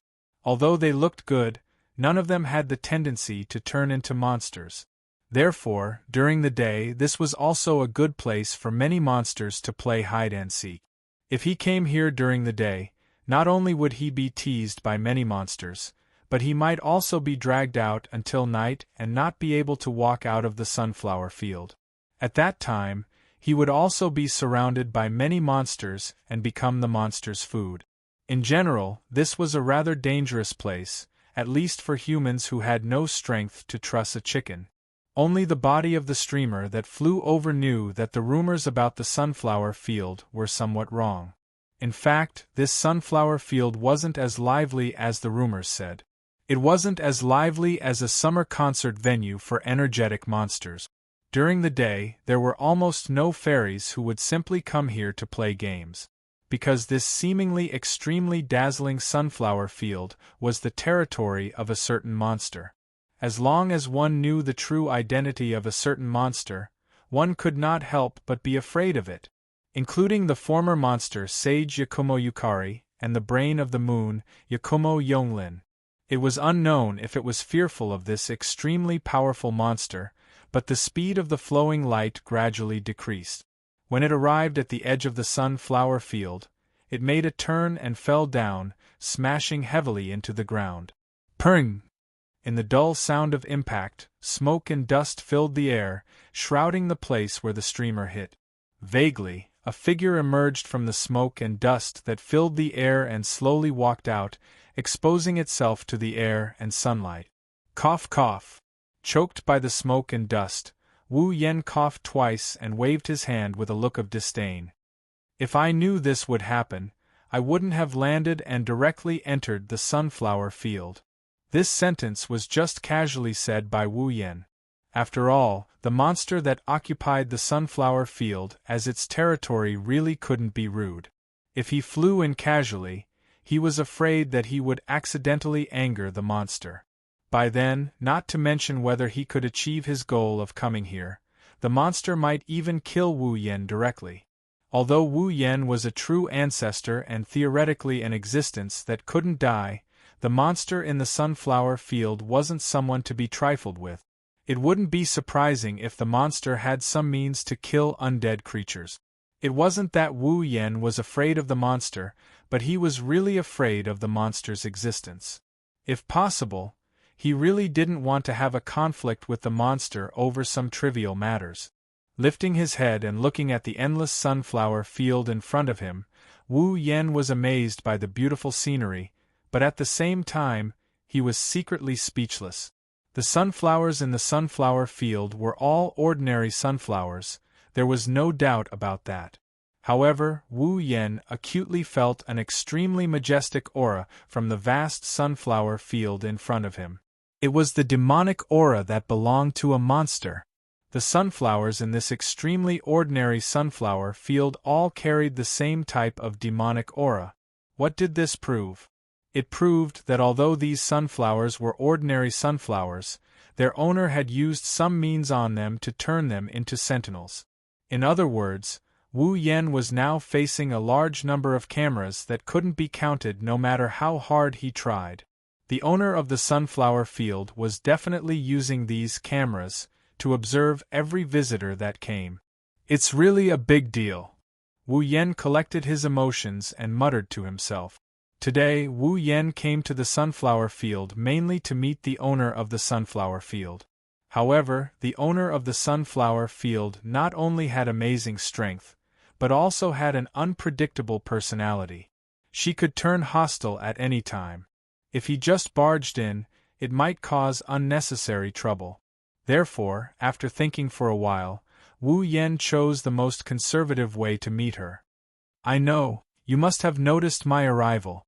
Looking at the golden sunflower field in front of him, Wu Yen spoke loudly. "Can you come out and meet me?" The Lord of Flowers of the Four Seasons, delicate fragrance in the wind. When the words delicate fragrance in the wind were spoken, the demonic aura attached to every sunflower in the sunflower field fluctuated slightly. For a moment, the surrounding air seemed to have solidified, becoming heavier than a rock, but then it loosened and returned to normal as if nothing had happened. Of course, Wu Yen noticed this change as well. However, even though he noticed it, Wu Yen didn't pay attention to it. Instead, he turned his gaze to the center of the sunflower field. Rustle, rustle, rustle, suddenly, the sunflowers in the sunflower field swayed slightly. There was no wind blowing in the sunflower field, but the sunflowers in the sunflower field moved by themselves, twisting their roots as if they were worshipping something, lowering the big flower head. Not long after, another rustling sound came from the center of the sunflower field, as if it was welcoming a king. That was the sound of something stepping on the flowers. Footsteps. As the footsteps approached, Wu Yen clearly felt a very terrifying aura slowly rising. Even the ground seemed to be trembling slowly. Coupled with the footsteps, it was like a scene when a dinosaur or a giant was about to appear. It made people's heart tighten. Wu Yen was also nervous, but his gaze was fixed on the center of the sunflower field. Unlike the gradually rising aura, he restrained his own aura. In the midst of this farce, the owner of the footsteps seemed to have lost his patience and appeared from the sunflower field. Chapter 1846. Amidst the flourishing sunflowers, the young lady was like a noble lady on a field trip. She walked steadily and appeared under the sunlight amidst the clear sounds of her footsteps. That was a girl who couldn't be ignored from all aspects. The young girl had the same color as the grassland, emerald green shoulder-length hair that was full of vitality. Her short hair was not soft, but slightly curled. As the young girl walked, it swayed with the wind, flashing a dazzling arc under the sunlight. The girl's figure was very tall, not to be outdone by Yukari and Yonglin. She was considered to be one of the taller girls of the opposite sex that Wu Yen had seen so far. She wore a red and dark red checkered waistcoat and a knee-length skirt of the same color. She wore a yellow bow tie and a white long-sleeved shirt under the waistcoat. She looked very energetic when matched with the checkered waistcoat and skirt. This young girl, who seemed to be full of vitality from all aspects, had an indifferent and strong feeling on her delicate and pretty face, as if she did not care about anything. She held a flower-like parasol in her hand, and with extremely elegant movements, she slowly walked out of the sunflower field. As the girl appeared under the bright sunlight, she was exposed to Wu Yan's eyes. An indescribable pressure also came head-on like a tide, making the sunflowers around the sunflower field lower their heads even more, as if they were afraid of angering the girl. It was very human-like. However, Wu Yen didn't have the time to care about the human-like behavior of a bunch of normal sunflowers. He didn't even have the time to marvel at them. His gaze was completely taken away by the girl in front of him. This was not only because the girl had a top-notch beauty, but also because the other party's red eyes seemed to be inadvertently fixed on Wu Yen. It made Wu Yan's instinct to danger began to ring like an alarm bell. Intuition told Wu Yen. The girl in front of him definitely had a powerful strength that didn't match her beautiful appearance. In fact, there was no need for Wu Yan's intuition to tell him this. The pressure that surged all over the sky already told everyone who could see this scene that the girl in front of him. Just how extraordinary was he? And from the system's feedback, the information about the girl. It also clearly proved this point. Delicate fragrance Kazumi. Level 97. Level 97. Other than the guardian tree that Wu Yen had seen on the Emperor Island in the Spalier world, this was the guardian tree. The highest level existence. However, Wu Yen was not surprised at all. This was because Wu Yen clearly knew the identity of the young lady before him. The Lord of Flowers of the Four Seasons, delicate fragrance of the wind. One had existed long before the establishment of the fantasy village. It was a monster that had lived for an unknown number of years. Her original form was a flower spirit. Compared to Yakomozi, who was the only flower spirit in the entire race, she could be said to be the lowest level flower spirit. Her abilities were also very ordinary. She could only control the growth and movement of flowers. Rather than saying that this ability was ordinary, it would be better to say that it was weak. However, that high level 97 clearly told everyone that as a flower spirit that was supposed to be the lowest level and had the weakest ability, it did not mean that delicate fragrance Kazumi was a weakling. The Flower Lord of Four Seasons? A monster that had existed long before the establishment of the fantasy village and had lived for an unknown number of years? Perhaps there weren't many people who could understand just how powerful delicate fragrance Kazakami was when these titles were revealed. Then, if he put it another way, it would be much easier to understand. The strongest existence in the fantasy village. If he did not include Ling Meng, who was considered outside of the standard in the fantasy village, in terms of strength and level, delicate fragrance Kazumi was stronger than Yakomozi and Yakomo Yonglin. She was truly the strongest flower queen in the fantasy village. There was no doubt. Now, this publicly recognized strongest existence in the fantasy village was standing in an ordinary flower field. She held a parasol in her hand and looked at Wu Yen face to face. Her red eyes flashed with an indescribable light. However, this light gradually dimmed after sensing Wu Yen, who was standing outside the sunflower field. There was even a trace of dissatisfaction. In the next moment, a clear and cold voice came from the mouth of the strongest existence in the fantasy village, delicate fragrance Feng Jian. She gently echoed, "You are very boring." This was delicate fragrance Kazumi's impression of Wu Yen when she first met Wu Yen.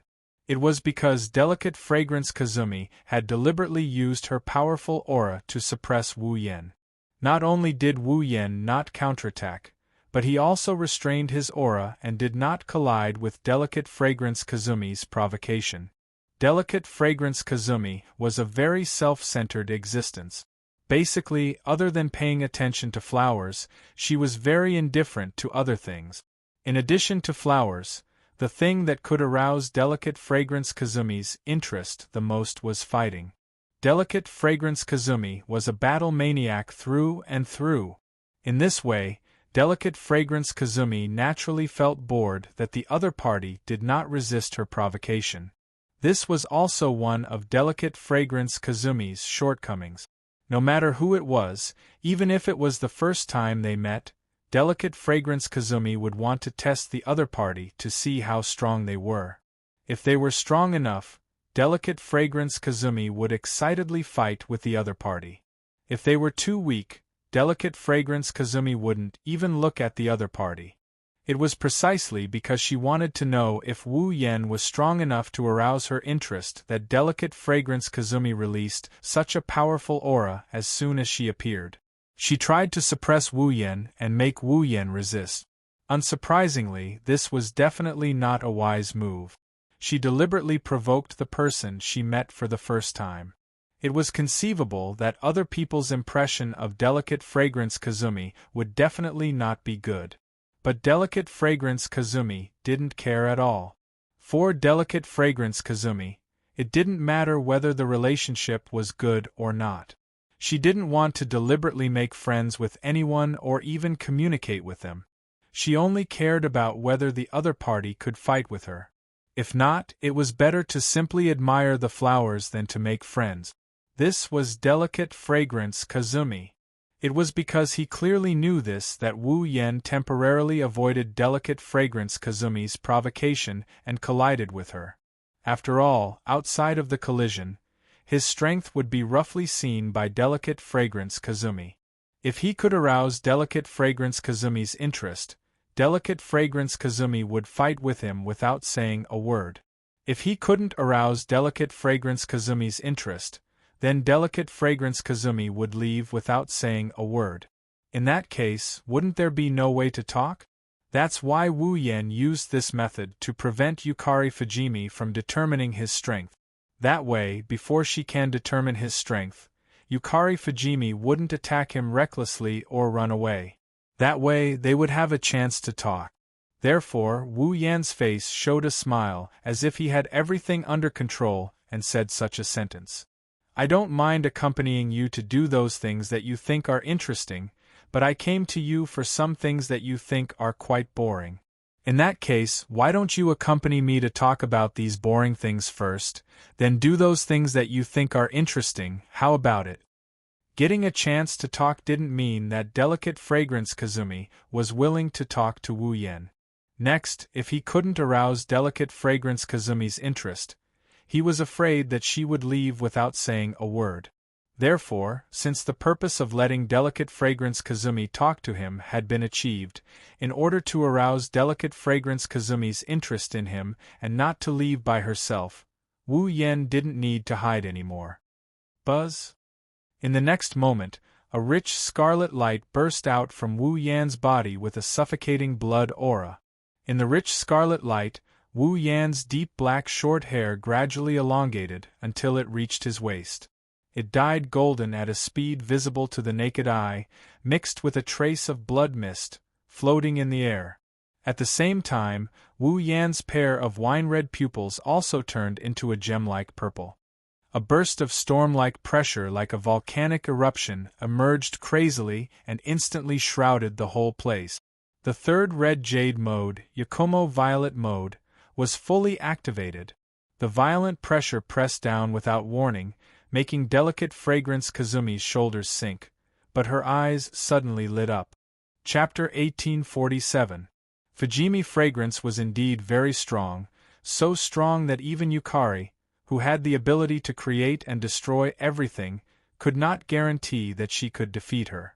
Yukari even admitted that if she were to fight Fujimi Fragrance head-on, she would most likely lose. But that was the old Yukari.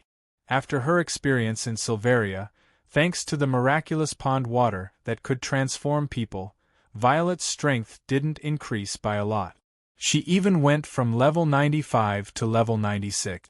In the demigod rank, the difference between each small level was huge.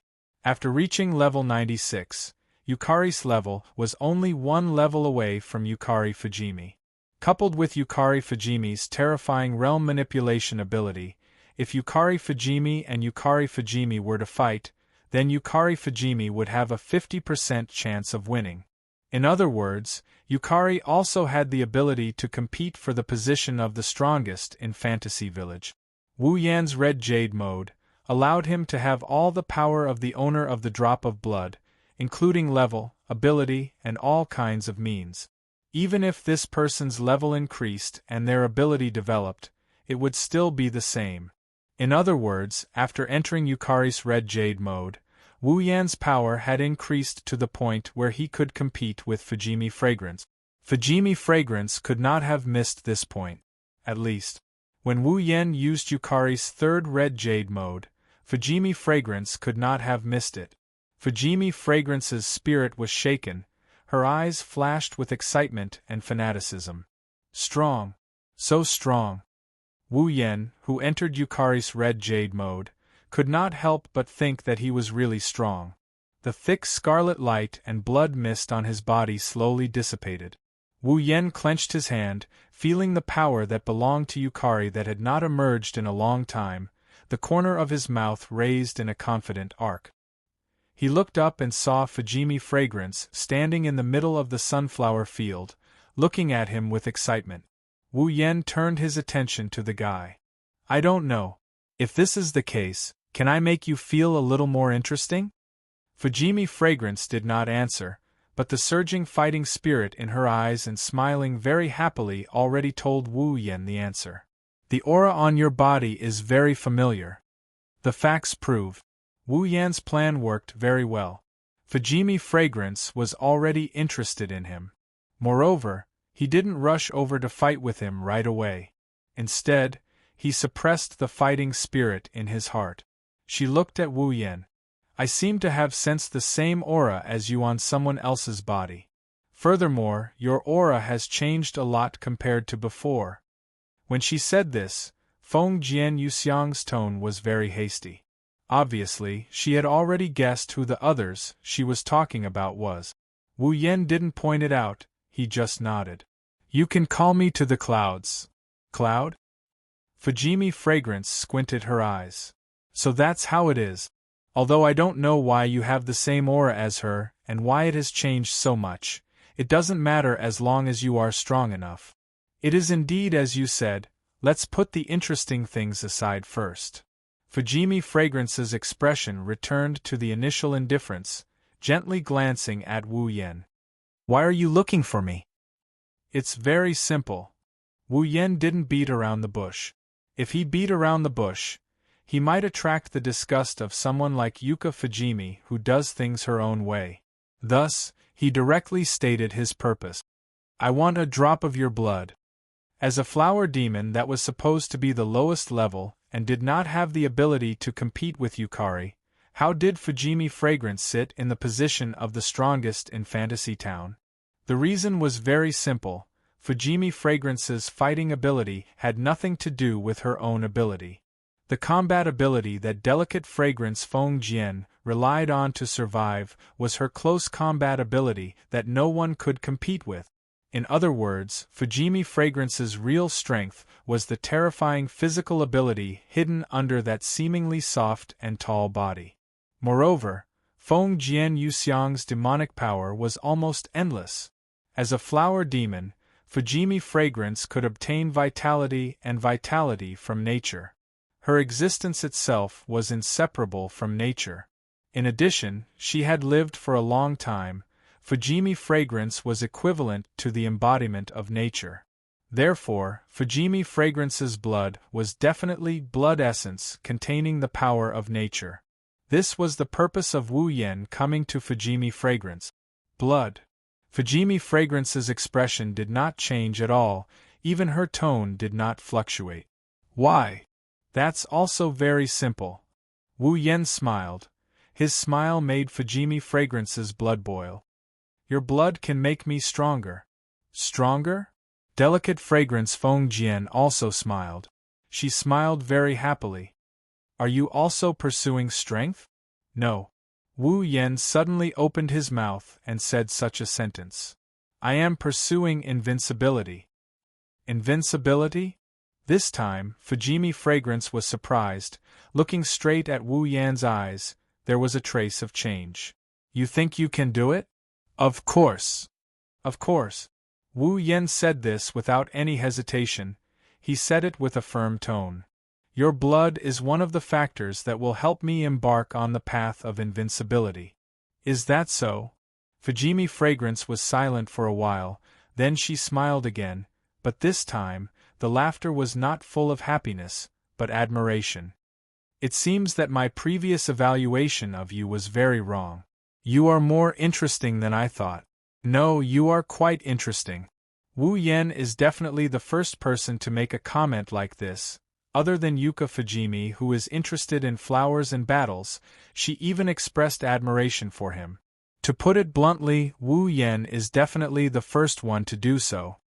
Then, your firm belief in pursuing invincibility, let me verify it. Of course, admiration is admiration, but Fujimi Fragrance is not the kind of person who will accept others' existence because of a word. At this moment, Fujimi Fragrance slowly put down the parasol in her hand and closed it, like holding a weapon, pointing at Wu Yen. Her red eyes surged with fanatical fighting spirit. Defeat me. I will fulfill your request. For Yuka Fujimi, a drop of blood was nothing at all. With Yuka Fujimi's personality, she would not be like Mount Punglai Bright Knight and Yonglin Hachiai. She would not worry that her blood would be used by others to perform evil means and harm herself. This is not because Fujimi Fragrance does not care about her safety, but because Fujimi Fragrance is confident that no one can put her in danger with just a drop of blood. Therefore, giving Wu Yen a drop of blood is nothing at all. However, delicate Fragrance Feng Jian wasn't so generous that she would obediently hand over her blood just because a person came out and said a few words that she admired.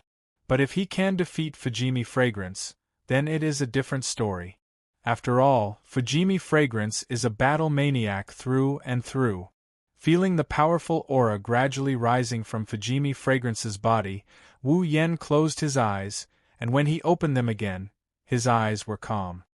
The defeat you mentioned shouldn't be referring to the rules of rune cards or bullet screen games, right? That's natural. Fujimi Fragrance nodded. If you are weak, then I don't mind playing a game with you. But now there is no reason. Fujimi Fragrance recognizes Wu Yan's strength, and also recognizes that Wu Yan is a strong person. However, Fujimi Fragrance obviously did not consider it seriously. With the strength of the two of them, if they fight here, then the entire fantasy paradise is likely to be affected, and the Great Boli Barrier is likely to be destroyed. At that time, fantasy paradise will also be destroyed. It is precisely because of this that the Great Boli, which set up the rules of rune cards to prevent fantasy paradise from being destroyed. However, Wu Yen knows that if he uses this excuse to avoid a direct battle, Fujimi Fragrance will treat it as an escape. So, Wu Yen raised one of his hands. On top of it, rich realm power suddenly emerged like an invisible wave. Realm, Eternal Night's four-layered barrier.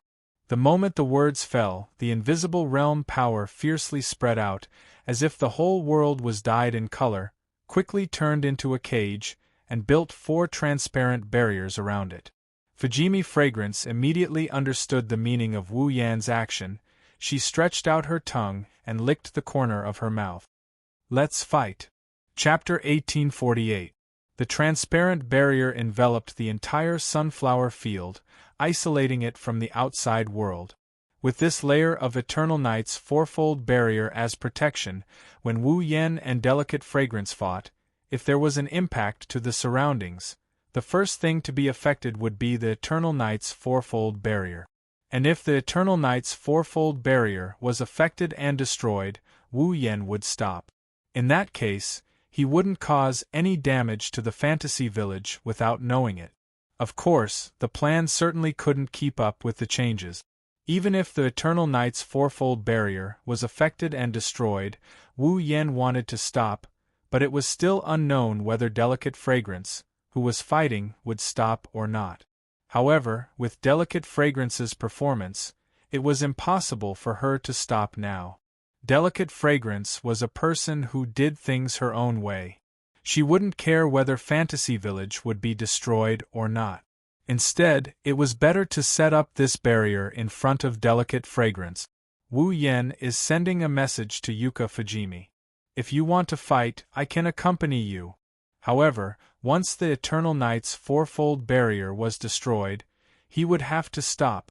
Delicate Fragrance Feng Jian must have already received this information. But Delicate Fragrance didn't even say anything. She licked the corner of her mouth and suddenly smiled. Let's fight, this sentence. It became the opening statement of the highest standard battle in the Fantasy Village. Buzz. At the same time, the space around Feng Jian Yuxiang trembled, and the sunflower field around her also shook slightly. The ordinary sunflowers actually secreted a force that was difficult for others to detect under this vibration.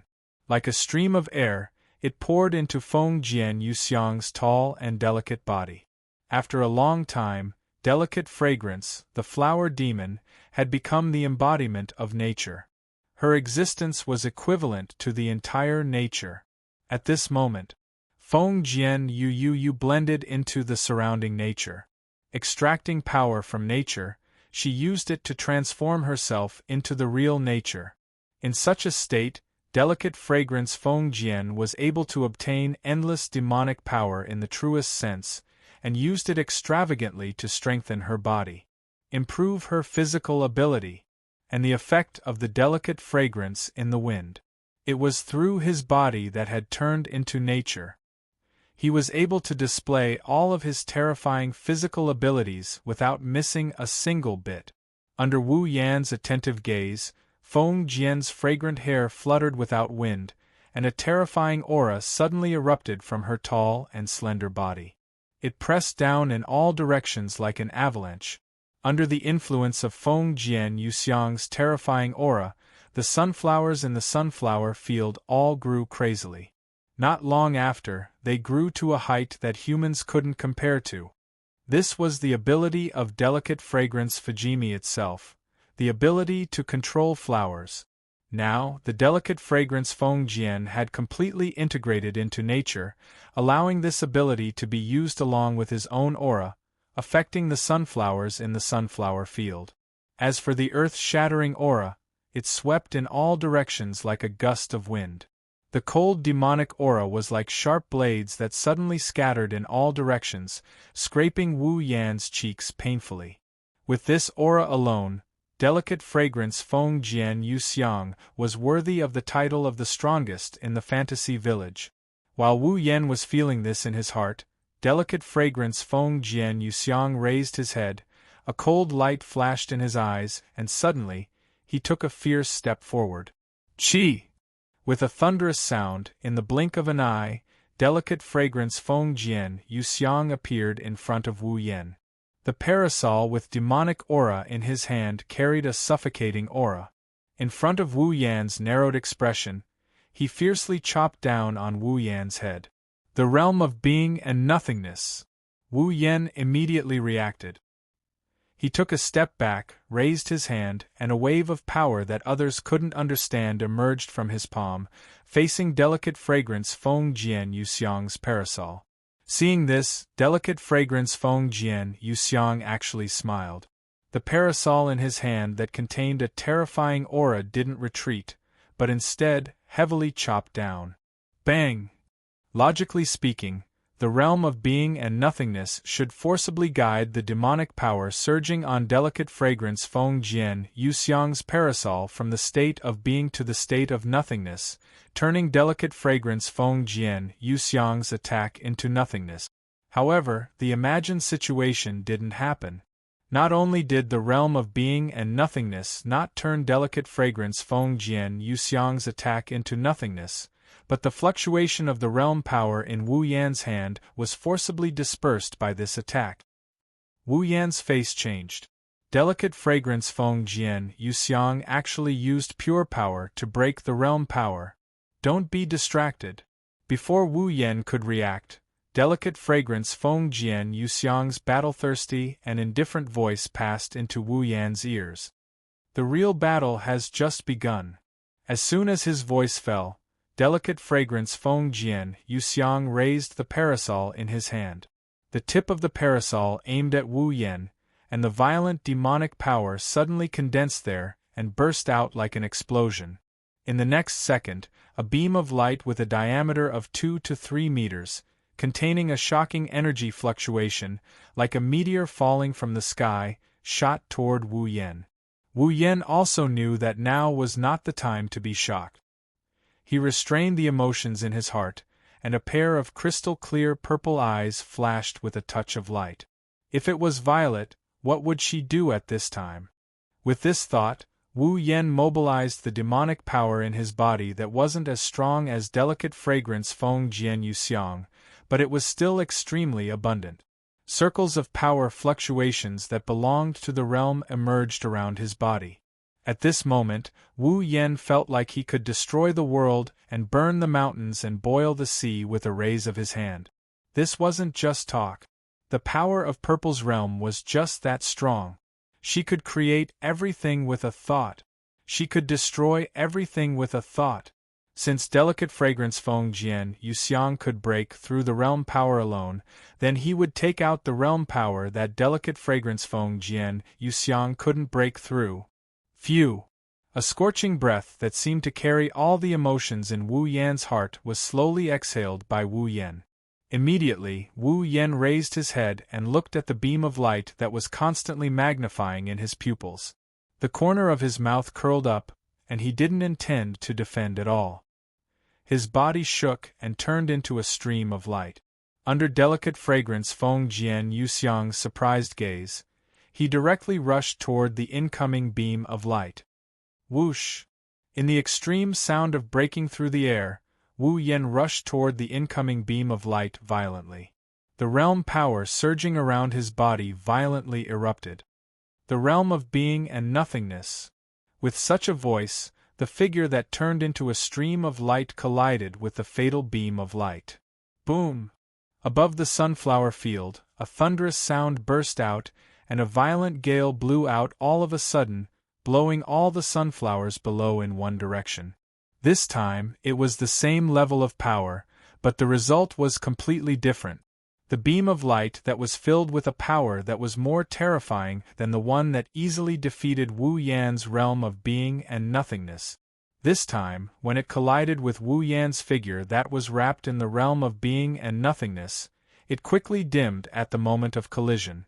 From delicate fragrance Feng Jian Yuxiang's perspective, she saw that the moment the beam of light that traversed the void collided with the stream of light that Wu Yan transformed into, it suddenly began to melt rapidly from the point of collision. Moreover, the melting speed was still spreading to the other side of the beam of light at an alarming rate. During this period, a figure that was like a meteor swept across like lightning, and a part of the beam of light that came into contact with it collapsed upon contact. And it was the kind that destroyed everything in its path. Boom! In the end, the beam of light that was 2 to 3 meters in diameter disappeared completely, but the figure that turned into a stream of light didn't lose its momentum. It streaked across the space and rushed toward delicate fragrance Feng Jian Yuxiang. Facing such a violent and direct collision, delicate fragrance Feng Jian Yuxiang's eyes surged with crazy battle intent. Come on! Delicate fragrance Feng Jian Yuxiang raised the parasol in her hand. Violent demonic powers surged out from her body and gathered at the tip of the parasol at an astonishing speed. In the end, the demonic powers condensed into a half-meter-sized light ball at the tip of the parasol. This time, it's double. As soon as she finished speaking, the light ball condensed from demonic powers exploded, turning into 2 extreme light beams that blasted toward Wu Yan's face. In the trembling space, the light beams crashed down fiercely. Double magic cannon. This was a move unique to delicate fragrance Feng Jian Yuxiang. Moreover, Each magic cannon was much stronger than the previous one, which proved that delicate fragrance Feng Jian Yuxiang had brought out her full strength. In response, Wu Yen let out a loud roar. The realm power around his body once again became more violent, and he collided with the light beams without dodging. Boom! The sound of an explosion resounded in the air. Chapter 1849. Bang! Amidst the deafening explosion, the Eternal Night's quadruple barrier, that enveloped the entire sunflower field, suddenly trembled. It was as if something had struck it hard, and traces of cracks actually appeared on it. Inside the transparent barrier, a dazzling light shone, making it impossible to see the situation inside. However, the violent winds and waves were extremely conspicuous, turning into circles of ripples that constantly fluctuated and struck the Eternal Night's fourfold barrier, causing the cracks on the barrier to become even more obvious.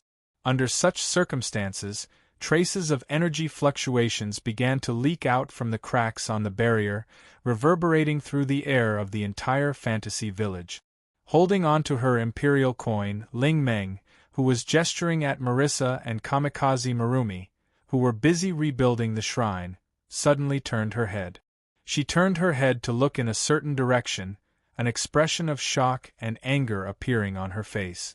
"Who is causing trouble for me again?" As the overseer of the fantasy village, Ling Meng not only possessed invincible strength within the fantasy village, she was also keenly aware of any abnormalities that occurred within the fantasy village. Otherwise, how could she be the first to notice any abnormalities?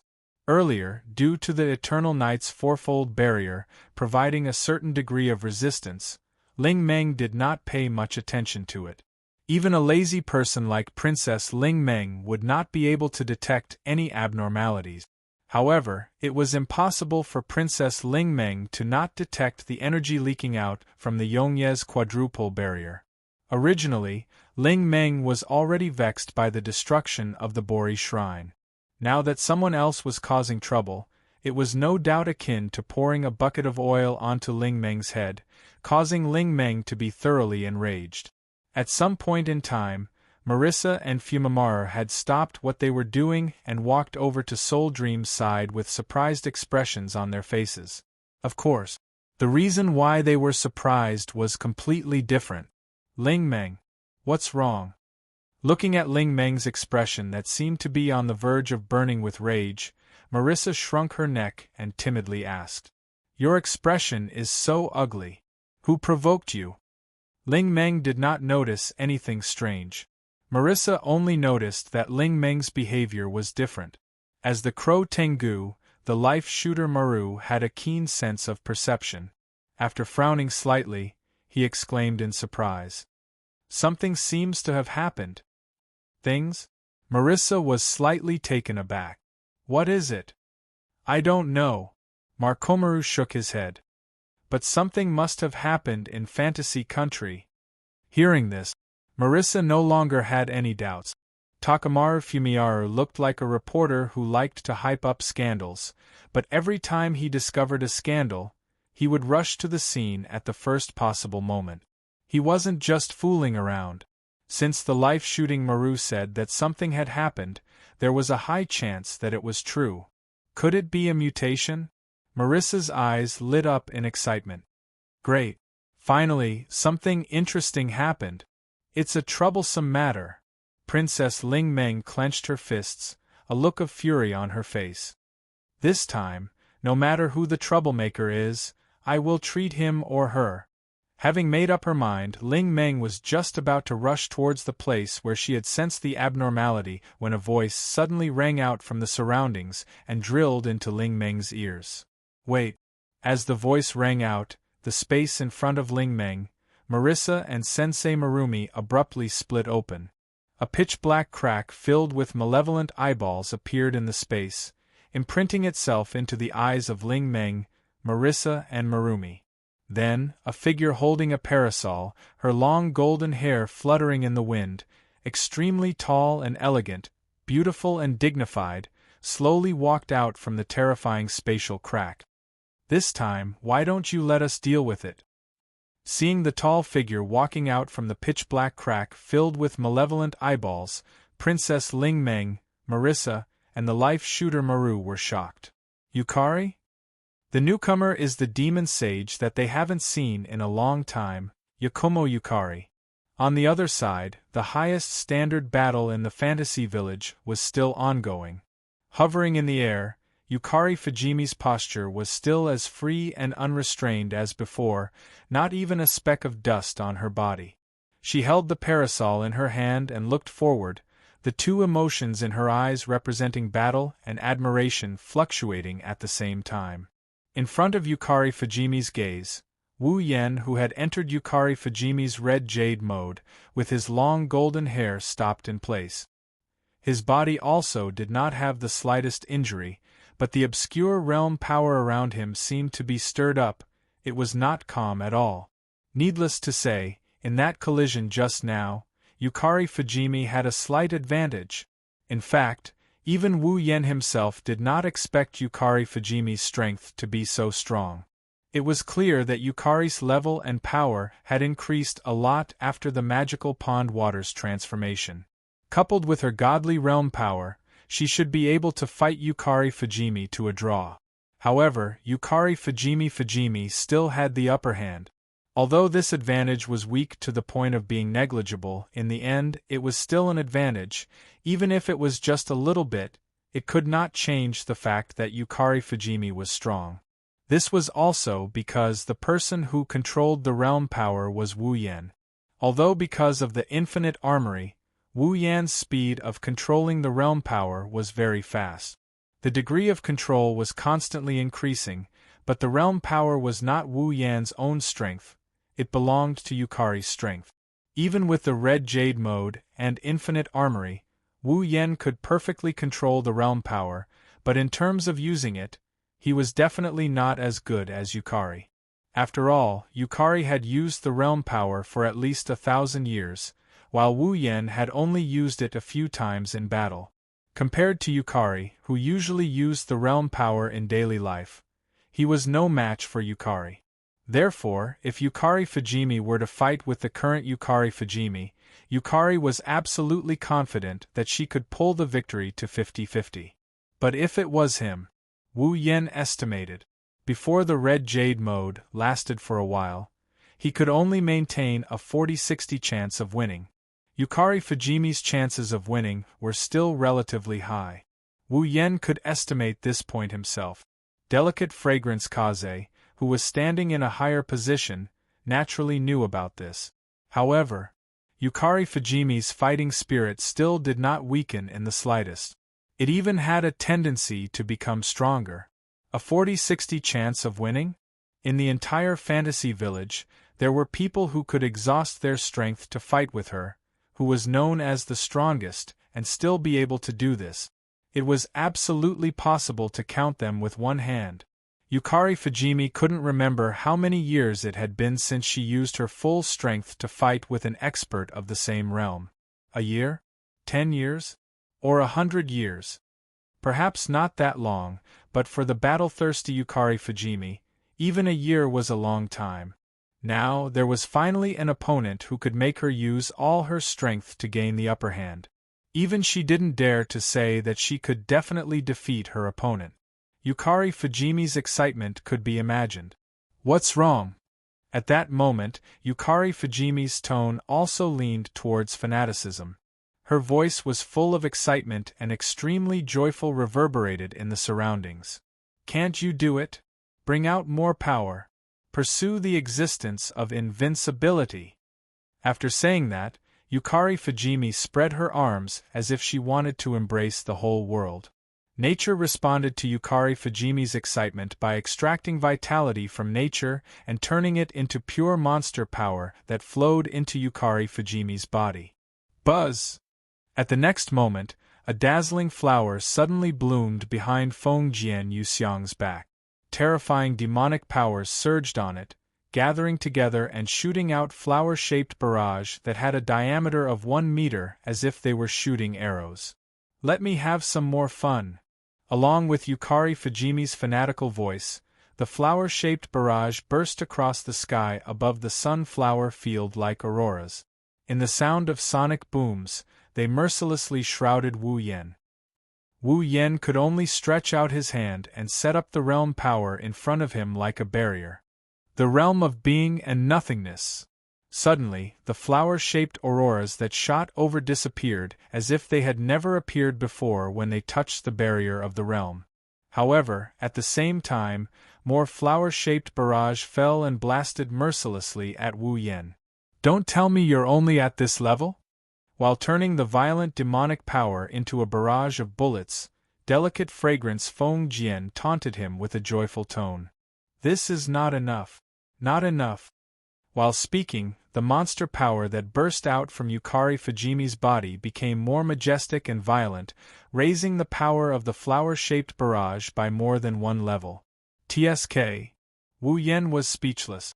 While continuing to support the realm of being and nothingness to erase all the barrage, his mind was spinning rapidly. If this continues, Wu Yen will definitely be exhausted to death by Yukari Fujimi, who has endless monster power and will never get tired. Therefore, the current situation must be changed. There's no other way. Wu Yan's purple eyes flashed with a flash of light. I can only use that. Chapter 1850. TSK.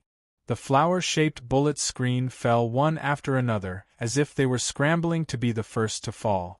Amidst the TSK sound like water extinguishing flames, they were wiped out by the barrier formed by the realm of being and nothingness. Come on! Come on! Let's fight! Yoxiang Fujian's joyful voice echoed in the flower-shaped bullet screen. Every time it echoed, it was accompanied by an extremely terrifying explosion of demonic power. The rain-like bullet screen that fell like raindrops had a terrifying increase in power and quantity. As the embodiment of nature, the current delicate fragrance Feng Jian seemed to have received the assistance of the entire natural world. Her monster power was endless. Therefore, as long as delicate fragrance Feng Jian didn't want to, the flower-shaped bullet screen would never stop. In fact, its power and number would continue to increase.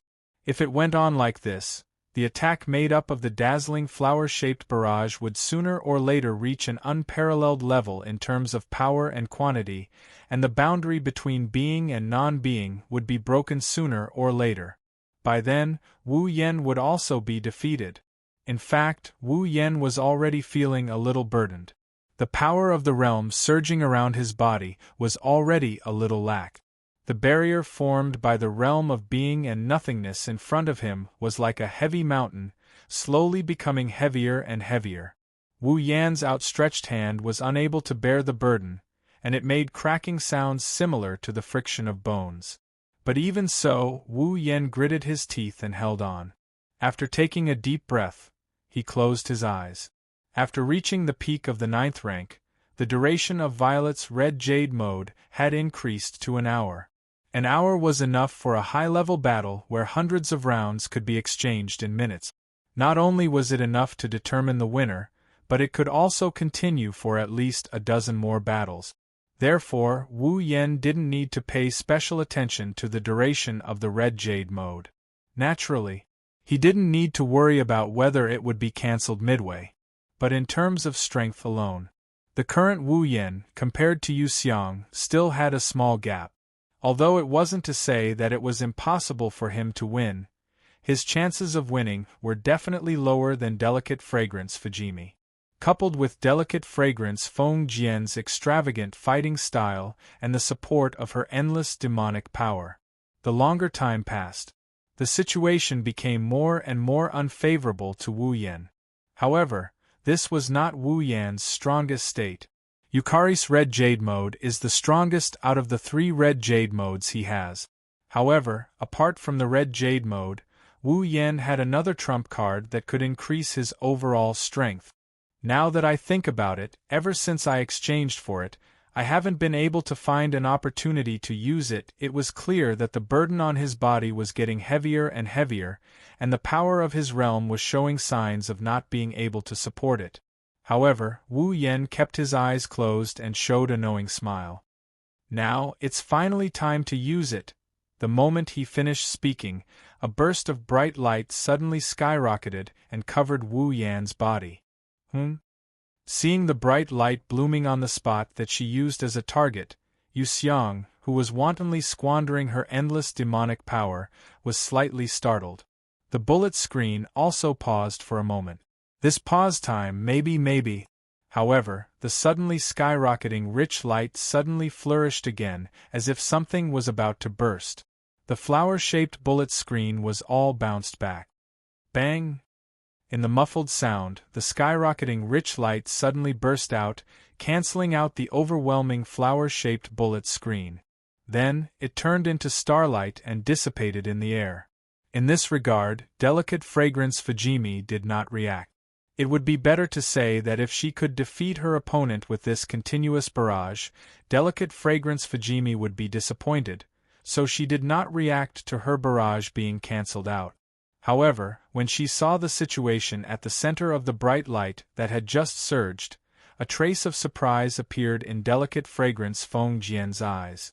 That is, she saw that in the center of the bright light that gradually turned into starlight and dissipated in the air, a figure was suspended in the air. The waist-length golden hair was still dazzling, and the purple eyes were as crystal clear as ever. Such a figure, compared to just now, had changed a lot. Because an extremely strange thing appeared on the figure's body. It was a garment that looked like a windbreaker and a knight's suit. The hem was long enough to reach the ankles, and the entire body was pitch black. The wrist portion was covered with an armor-like object that extended to the back of the owner's hand. On the back of the hand, there were two sparkling and translucent oval-shaped gemstones that were embellished there, flashing with a dazzling arc of light. Of course, such an additional garment couldn't be considered a strange thing at all. The reason why this luxurious garment that looked like a windbreaker and a knight's suit was called a strange thing was that this garment was slowly rolling like a liquid, like a burning flame. It looked extremely magical.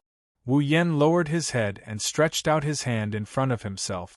He looked at the two crystal-clear oval-shaped gems and the knight's suit that was burning like a flame on the back of his hand. He curled the corner of his mouth and clenched his fist fiercely. Is this my holy knight's suit? Once upon a time, in the world of star-carved dragon knight, Wu Yan received a revelation about the holy knight's suit that could increase the owner's strength. He spent a total of 1 million equipment points, item points, ability points, and summoning points to ask the system to forge him a piece of equipment that could increase his strength in all aspects. The equipment's grade was as high as A. It was a genuine legendary armament. This legendary armament that could increase the user's strength in all aspects was none other than this knight's uniform that was burning like a flame. The armor extended from the wrist to the back of the hand, and the back of the hand was adorned with sparkling and translucent oval-shaped gems. Because of the revelation he received from the Holy Knight's suit, Wu Yan decided to forge this legendary armament for a living. Therefore, he named it the Holy Knight's suit. With this legendary armament, Wu Yan's abilities in all aspects would be greatly enhanced. Strength, defense, speed. Even Wu Yan's superpowers, magical power, magic, and magic would be improved in all aspects. If Wu Yan was a little weaker than delicate fragrance just now, but with the Holy Knight's suit, it would be different. Feeling the improvement in all aspects in his body, Wu Yan once again clenched his fist, looked up, and looked at delicate fragrance who was looking at him in surprise. The corner of his mouth lifted into a smile. Boom! In the next moment, as if something exploded under delicate fragrance's gaze, Wu Yan's body suddenly burst out a circle of violent air waves that spread out from his body and blew in all directions. That's magical power. After obtaining the Holy Knight's suit, it was already invincible. It belonged to Wu Yan's magical power. The magnitude of the demonic power was already comparable to Fengjian Yuxiang's boundless demonic power, causing Fengjian Yuxiang's somewhat surprised expression to instantly freeze. Wu Yan ignored Yuka's reaction. He raised his hand and a ball of pure white flame slowly rose into the air. It didn't look like it had any temperature at all. It burned peacefully. However, it was this seemingly inconspicuous white flame that made Delicate Fragrance feel a sense of crisis. You should be very happy just now, right? Wu Yan cast his gaze on Delicate Fragrance and grinned. Now, it's my turn to fight back. After saying that, Wu Yan flicked his finger. The pure white flame that was only the size of a human head and didn't even have any temperature burst out like a comet, shooting toward Delicate Fragrance with a long fiery tail. As the pure white flame burst out, Delicate Fragrance felt a sense of crisis in her heart. Intuition told Delicate Fragrance that she absolutely could not touch that pure white flame. Otherwise, even if she had the ability to defy the heavens, she would definitely have to pay a price. Chapter 1851. Whoosh! Watching the pure white flame turn into a comet and burst toward her, Delicate Fragrance Kaze's cold and delicate face revealed a dignified expression. But in addition to the dignified expression, there was another emotion: joy. There was no doubt that Delicate Fragrance Kaze was the kind of person who would be happier when the opponent was stronger. Therefore, after noticing that Wu Yan's strength had increased a lot after equipping the knight's suit that was burning like flames, Delicate Fragrance Kaze's face was both dignified and joyful. Of course, joy was joy, but the pure white flame brought a sense of crisis to Delicate Fragrance Kaze. Delicate Fragrance Kaze wasn't a reckless person who only knew how to charge forward recklessly. So, without saying a word, Delicate Fragrance Kaze retreated for the first time since this battle. Her figure turned into an afterimage and retreated at an extremely fast speed. Whoosh!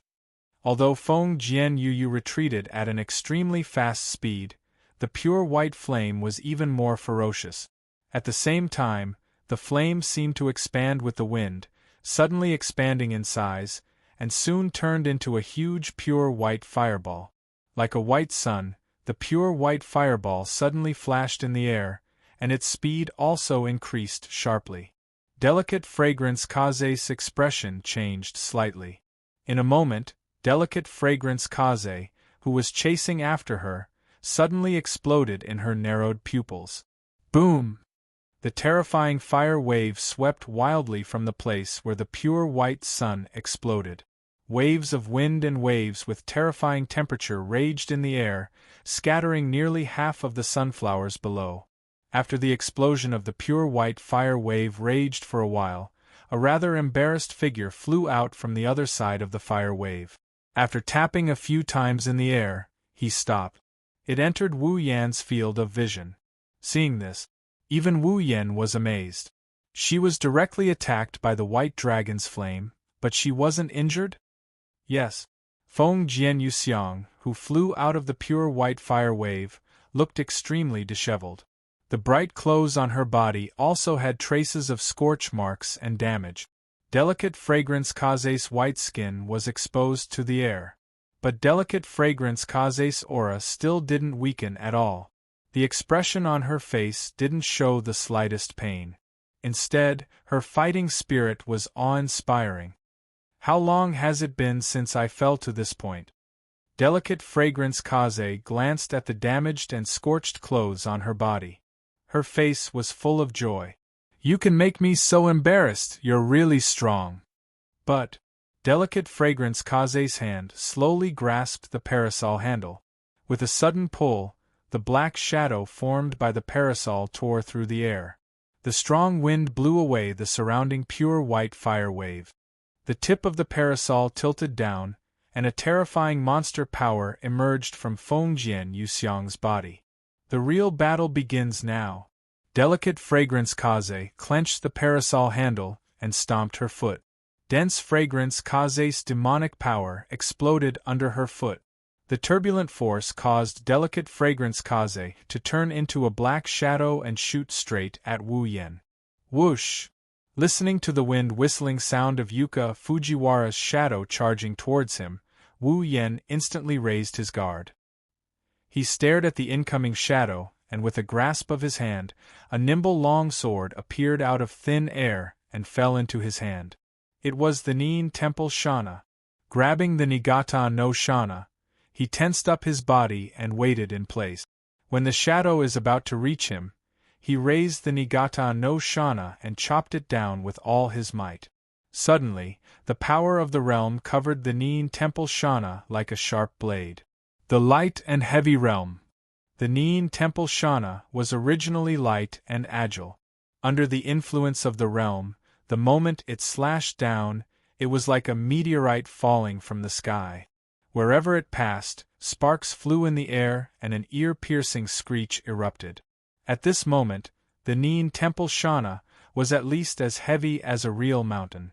Delicate Fragrance Kaze's face was still indifferent in the face of the Nin Temple Shana.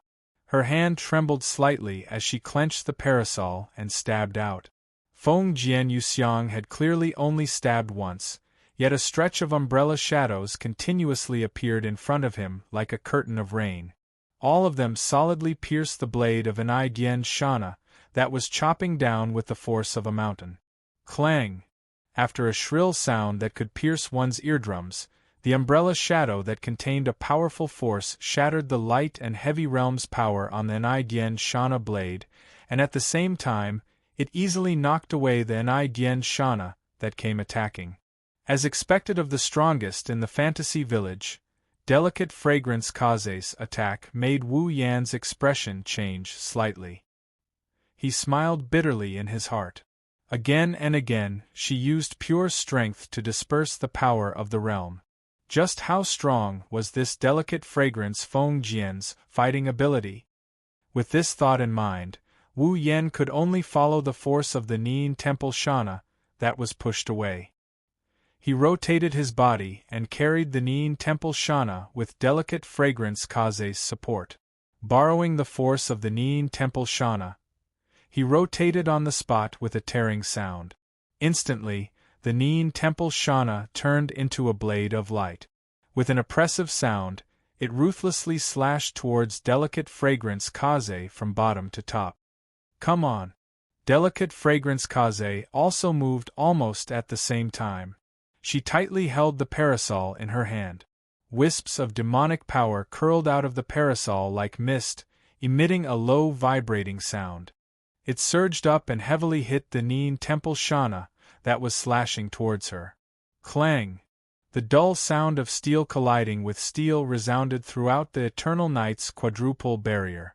Ha! Powerful demonic power fluctuated around her body and flowed through her palm to the parasol in her hand. Delicate Fragrance Kaze slightly bent her body and coldly shouted. The demonic power on the parasol in her hand suddenly condensed and then exploded. Bang! The parasol that hit the Nin Temple Shana exploded with a towering force. The sudden burst of force directly shook Wu Yan, who was holding the Nin Temple Shana, and sent him flying. Wu Yan gritted his teeth. He turned around and stabilized his body. He looked up and looked at Delicate Fragrance Kaze. Sure enough, it's impossible to win against this flower queen in terms of close combat ability. Delicate Fragrance Kaze didn't have any powerful abilities. Her combat ability was almost entirely focused on close combat. Wu Yan can't possibly win against Yuka Fujimi, who relied on close combat to become the strongest player in Fantasy Village. Since you're invincible in close combat, then I'll fight back with my ability. While speaking, Wu Yan raised one of his hands and the familiar pure white flames rose once again. However, although the white dragon's flames were powerful, they didn't hurt Delicate Fragrance Kaze. That was why Wu Yan raised his other hand. A burst of pitch-black electric light flashed amidst the crackling sound of electricity. Holding the pure white flames in his left hand and the pitch-black electric light in his right hand, Wu Yan stared at the powers of the white dragon and black dragon respectively. Then, he actually brought the pure white flames and pitch-black electric light in the middle. Buzz! The moment the pure white flames and pitch-black electric light came into contact, wisps of white flames and black electric light burst out from the point of contact. The space was torn apart and distorted. Feng Jian Yuxiang's face became extremely solemn, and there was a slight change in her eyes. Feng Jian Yuxiang clearly felt that when the pure white flame came into contact with the pitch-black lightning, the demonic power in her body actually became sluggish. What exactly is that? How can it affect the operation of the demonic powers in my body? Delicate Fragrance Kaze couldn't get an answer to this question, at least not at this moment. Because in Wu Yan's hand, the pure white flames and pitch-black electric light were constantly twisting along with the surrounding space. As they squirmed slightly, they slowly gathered together. Not long after, a ball of golden electric light flickered on its surface, and its color turned into a dazzling golden flame that floated before Wu Yan. Chapter 1852. The moment the resplendent golden flame with golden lightning flashing on its surface was born, an unusually wild and violent fluctuation suddenly rippled out in midair. The strange energy waves became even more violent. Strands of golden energy seeped out from the surrounding space. Finally, they all wrapped around Wu Yan, who is holding the resplendent golden flames as if he is holding a jewel. They spun around him like crazy. Following the rotation of these golden streams of air, a gust of wind suddenly emerged and swept out in all directions. The gust of wind was so strong that even some of the larger rocks on the ground were blown and rolled a few times on the ground, not to mention those fragile sunflowers. For the first time, Delicate Fragrance Feng Jian's heart showed an uncertain expression. What the hell is that? With Delicate Fragrance Feng Jian's accumulated experience, she could naturally distinguish some of the effects of the methods Wu Yan used before and after. In addition to the power that should belong to a certain monster sage that she had seen more than once, Delicate Fragrance Kaze could see that the white flame used by this man who called himself Yakumo Haku should be some kind of ability to attack time. It was precisely because she saw the true face of the white flame that Delicate Fragrance Feng Jian was able to react in time under the direct attack of the white flame. She used a huge amount of monster power to cover her body and let the flame burn away the existence of the monster power itself. She rushed out of the flame in one go. So, Delicate Fragrance Feng Jian's clothes were a little damaged, but she didn't suffer any substantial damage. As for the knight's clothes that burned like flames, it was even easier to recognize. It must be some kind of equipment that can increase the user's power. At the beginning, the scarlet light on the other party's body should be some kind of ability that can borrow the power of others and reproduce it on his own body.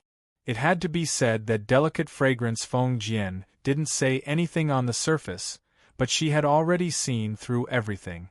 Whether it was the effect of the red jade mode, the flame of the white dragon's burning flame, or the enhancement of the Holy Knight's outfit, they were all seen through by Delicate Fragrance Feng Jian with her experience. But to be able to see to this extent, it was enough to prove that Delicate Fragrance Feng Jian was experienced and knowledgeable. However, Feng Jian Yuxiang couldn't see anything from the dazzling golden flames that were flickering with golden lightning. He didn't know what kind of power it had, nor did he know what kind of effect it would have. He didn't even know what kind of ability it was. How should I solve it? However, looking at the golden flame, Delicate Fragrance Feng Jian had a feeling that her palms were sweating, telling her it was definitely not just beautiful. Who? Feng Jian Yuxiang exhaled a long breath of air. She stared at the pale Wu Yan who was holding the bright golden flame. Feng Jian Yuxiang laughed out loud. That's right. That's how it should be. A violent demonic power surged out from Feng Jian Yuxiang's body, causing her to emit a dazzling light. She was like a sun, making people unable to look at her directly.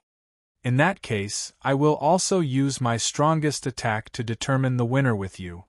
Who is the strongest in the fantasy village? Let us have a good fight. Amidst the laughter full of joy in the surrounding space, a burst of airflow like power fluctuations also seeped out and rushed into the tall and slender body of Feng Jian Yuxiang. Under such circumstances, if there was an outsider present, they would be able to see that Wu Yan and Feng Jian Yuxiang seemed to be competing for something. Traces of unknown power fluctuations continuously emerged in the surrounding space, turning into air currents and wrapping around the two of them. However, the difference was that Wu Yan's bright golden flame had an effect on the surrounding space, causing the space to seem to have a chemical reaction and seep out its own power. Feng Jian Yuxiang, on the other hand, merged with nature through space, absorbing the power of nature and constantly improving her demonic power. Under such circumstances, the aura on Feng Jian Yuxiang's body became more and more terrifying until it reached a certain peak before stopping. Feeling the unprecedentedly powerful aura of Feng Jian Yuxiang, Wu Yan's eyes also flashed brightly, feeling the blood all over his body boiling at this moment. Although Wu Yan himself was not as powerful as Feng Jian Yuxiang, but since he was promoted to the 9th rank, Wu Yan had rarely encountered a battle where he needed to go all out. Now, the strongest red jade mode had been used, and even the Holy Knight equipment, that could increase his strength in all aspects, was also used. At this moment, Wu Yan had already brought out the strongest strength he could bring out. Coupled with the fact that he was fighting the strongest king of the fantasy village, the long-lost feeling of blood boiling made Wu Yan laugh out loud. "It's not over yet." Amidst the laughter, Wu Yan's body once again surged with the power of the realm, and all of it flowed freely into the dazzling golden flames born from the fusion of the white dragon's flame and the black dragon's lightning. The realm of life and death. Life with a thought. Death with a thought. The power of the realm of life and death, that could change a person's life and death with a slight touch, was like a layer of light film, covering the dazzling golden flames flashing with golden lightning, making the strange fluctuations rising from the dazzling golden flames even more violent, faintly carrying the aura of death. Looking up and looking at Feng Jian Yuxiang, who was exuding a terrifying aura, Wu Yan was not the slightest bit timid. His body was as straight as a spear, looking extremely imposing. "Since you took out the title of the strongest in the fantasy village, then I will accept it without hesitation. Let's see if you have the strength and qualifications." Feng Jian Yuxiang's beastkin power rose to the peak. In the end, it almost materialized and wrapped her entire delicate body. Only the pleasant laughter echoed. "If you can do it, try it." The laughter suddenly stopped. At the same time, the beastkin power on Feng Jian Yuxiang's body suddenly began to converge. After a moment, it actually flashed and split into a figure. Green, slightly curly short hair, wearing a red and dark red checkered vest and a knee-length skirt of the same color, a yellow bow tie in front, and a white long-sleeved shirt under the vest, holding a parasol in her hand. Another Feng Jian Yuxiang. That was Feng Jian Yuxiang's clone.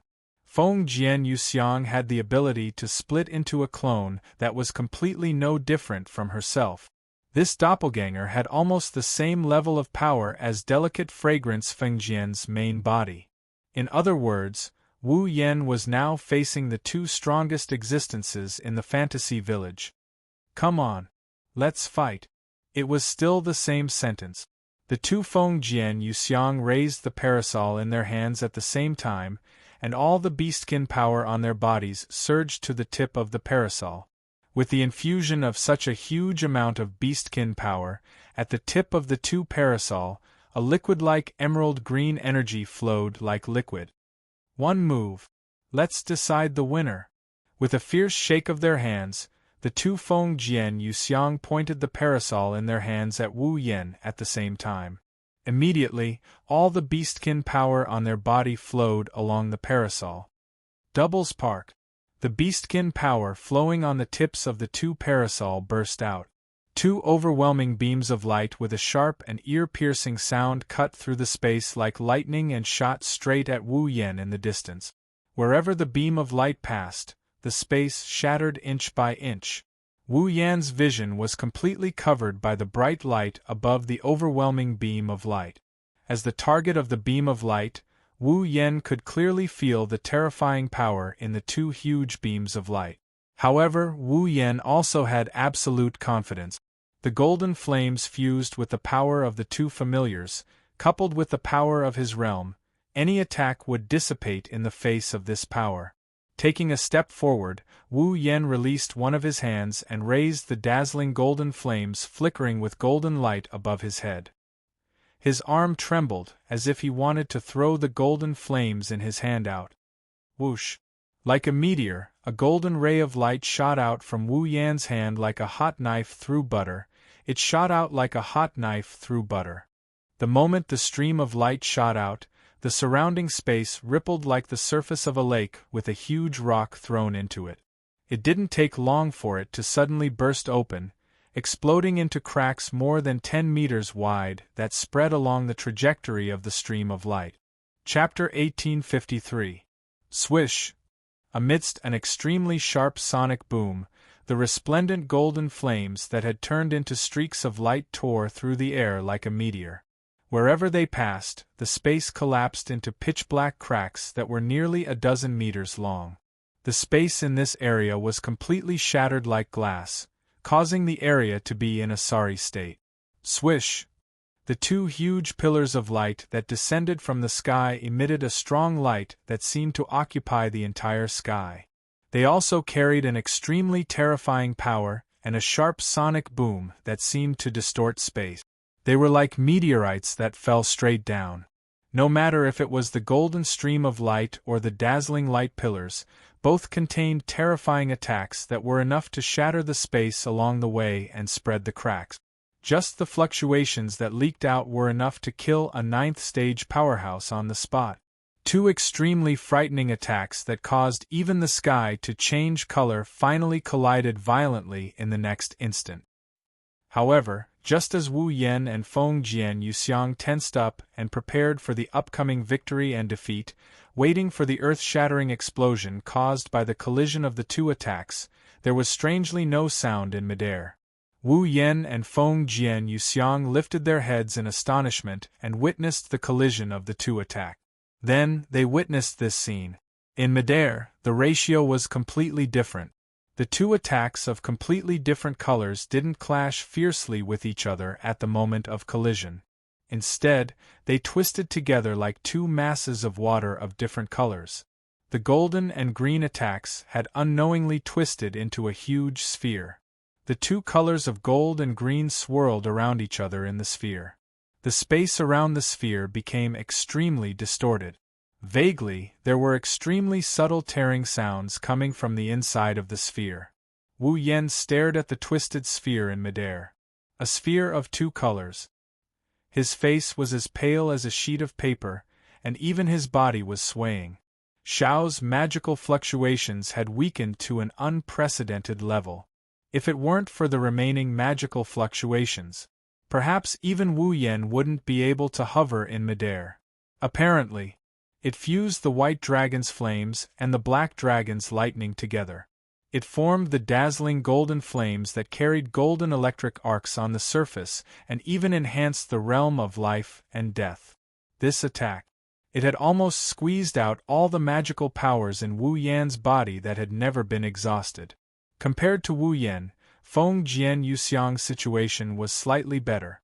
After all, she was the incarnation of nature. Although the clone magic cannon had almost exhausted the magical powers in Feng Jian Yuxiang's body, nature was still providing her with a continuous supply of magical powers. At this moment, even if the magical powers that she recovered were insignificant, it was still much better than Wu Yan's. However, Feng Jian Yuxiang's face was also pale. She couldn't even maintain her avatar, and it collapsed directly. Feng Jian Yuxiang's eyes were fixed on the distorted sphere in midair, and she didn't look away for a moment. Under the gaze of Wu Yan and Feng Jian Yuxiang, in midair, the sphere that was constantly twisting and faintly emitting a subtle tearing sound suddenly fluctuated violently like magma before a volcanic eruption, and it suddenly expanded. Looking at the sudden strange fluctuations and the huge distorted sphere that expanded, Wu Yan and Feng Jian Yuxiang both felt an uneasiness for no reason, making their hearts sink. In the end, the degree of distortion of the expanding sphere became more and more intense. The surrounding space also seemed to be suppressed by something, and there was a kacha-kacha sound. Not long after, the expanding distorted sphere suddenly burst into a dazzling light, but all the sounds strangely stopped. Even the space suddenly stabilized and no longer produced any abnormalities. It wasn't until this moment that a warning sign rose in Wu Yan and Feng Jian Yuxiang's hearts, as if they sensed something. Their expressions changed abruptly, and they disregarded the consumption of a large amount of magical power and demonic power in their bodies and retreated frantically. The moment Wu Yan and Feng Jian Yuxiang retreated, the distorted sphere that was blooming with a strong light suddenly burst like a punctured balloon. Boom! Along with an earth-shattering explosion, a dazzling light sprinkled from the sky. The distorted sphere seemed to have reached a certain critical point and finally couldn't bear it anymore.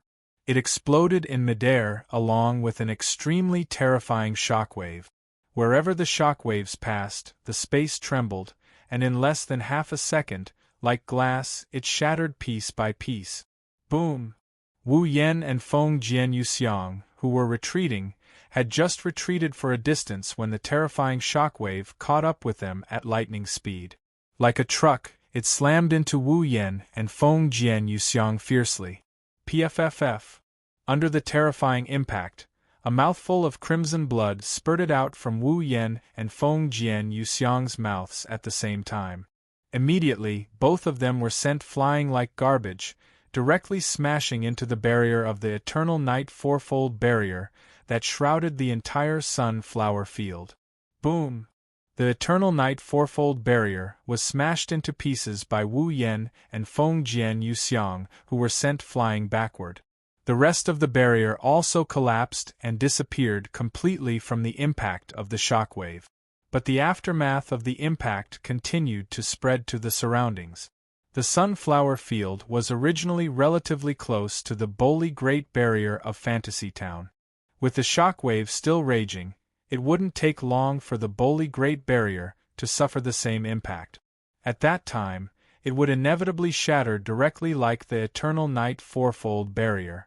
At that time, without the most important Boli Great Barrier, Fantasy Town would not be able to escape the fate of destruction. Buzz! At the critical moment, in the sky, a pitch-black crack full of ferocious eyeballs suddenly split open amidst the tremors of space. A tall figure emerged from it and flashed into the sky. The realm of movement and stillness. As such a voice echoed in midair, an unusually huge force burst out from the tall figure in midair and shrouded it. It actually froze the shockwave that was rolling out like a stormy sea. Of course, it was definitely not enough to just freeze it. The realm of being and nothingness. At the next moment, the same voice, but with a different content, reverberated in the air once again. A force that was more than a little stronger than before once again enveloped this world, emanating circles of ripples that contained a strange power. Under the ripples, all the frozen waves that were touched by the ripples slowly disappeared from this world, as if they had never appeared before. About 10 seconds later, the raging shock waves in this area completely disappeared, leaving behind a silent scene. It was as if nothing had happened, which made people's hearts beat faster. After the shock waves were completely wiped out, the tall figure in midair landed and stood on the ground. She had blonde hair, purple eyes, and wore a pinkish-white princess dress that was similar to a Taoist robe. She also wore a pinkish-white flower bud hat on her head and held a parasol in her hand. Who else could it be apart from Purple? Yukari gently waved her hand, and a gentle force flew out and disappeared in 2 different directions.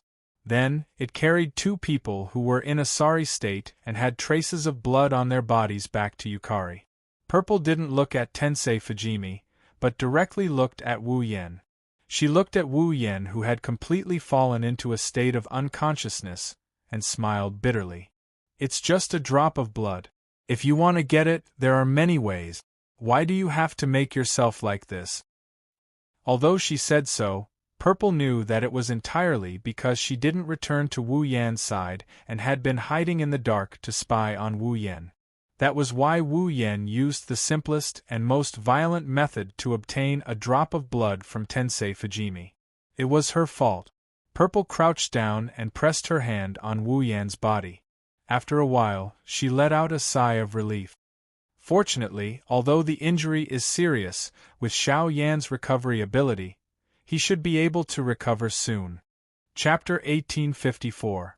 Originally, the Paladin outfit was based on the Paladin armor. After the Paladin armor was strengthened and modified, it became a piece of equipment that could increase the user's abilities in all aspects. The Paladin armor was nothing more than an amalgamation of mana. It was similar to vassal beasts, which were also amalgamations of mana. Naturally, the Paladin outfit was also a piece of equipment made of pure mana.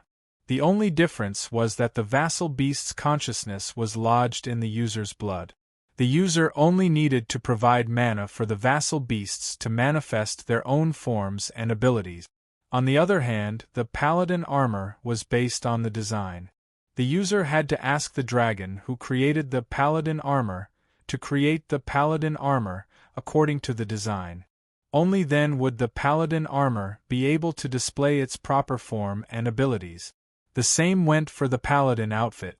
Although Wu Yen had exchanged for the A-rank legendary armament, to be more precise, he had only exchanged for the blueprint of the Paladin outfit. Based on Wu Yan's physical attributes and abilities, the system created the most suitable Paladin outfit for Wu Yen. Then, it provided the blueprint to Wu Yen. Therefore, Wu Yen only needed to construct the Paladin outfit according to the blueprint, just like the holy dragons in the star-engraved Dragon Knight world. Then, the Paladin outfit would appear and be equipped on his body. That was why Wu Yen could easily summon the Paladin outfit during battle with just a thought. Naturally, when Wu Yan's mana was completely depleted or he lost consciousness, the Paladin outfit would disappear. The Red Jade mode was similar. Although there was still some time left, the Red Jade mode was still a bloodline ability. As long as Wu Yen lost consciousness, the Red Jade mode could no longer be maintained. When the Red Jade mode and the Holy Knight outfit disappeared, Wu Yan's aura weakened all the way until he dropped out of the demigod rank. He could feel the bloodstains on his body. With his eyes closed, Wu Yan's aura continued to weaken. Purple also let out a sigh. She stroked Wu Yan's cheek and her tone became unusually gentle. "You've already tried your best." He had indeed worked very hard.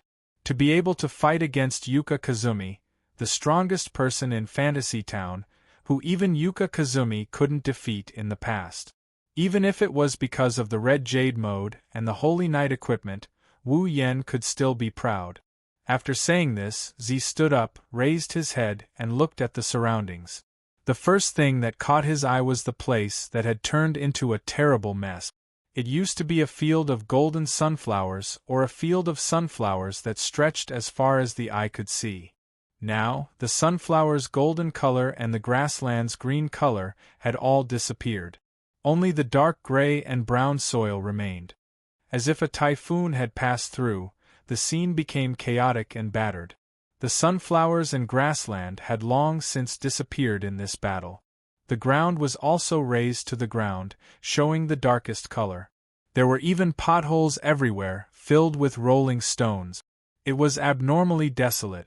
Not only that, but in the surrounding space, pitch-black spatial rifts could be seen everywhere. Some of them even shattered into black holes. Some of them were like broken glass, still falling pieces. The endless darkness in the spatial rifts sent chills down one's spine. One could imagine what would happen if an ordinary person or a weak existence accidentally touched these spatial rifts. This should be the most serious destruction in Fantasy Town, right? Purple rubbed his forehead as if he had a headache. This is really worrisome. If Purple didn't rush over in time and stop the spread, Fantasy Town would have suffered more damage than this. That's why I hate brainless battles. A voice suddenly interrupted Violet's contemplation. You're right. You're right. Violet sighed. Cough, cough. After hearing this painful cough, Purple came back to his senses. The corner of his mouth was overflowing with a mocking smile. He turned his head and looked in the direction of the cough. There, Yoxiang Fujian covered his chest with one hand and supported himself with the other using a parasol to support himself on the ground. Although his face is abnormally pale, his body is swaying, and his clothes are covered in blood, Yoxiang Fujian still insisted on standing up.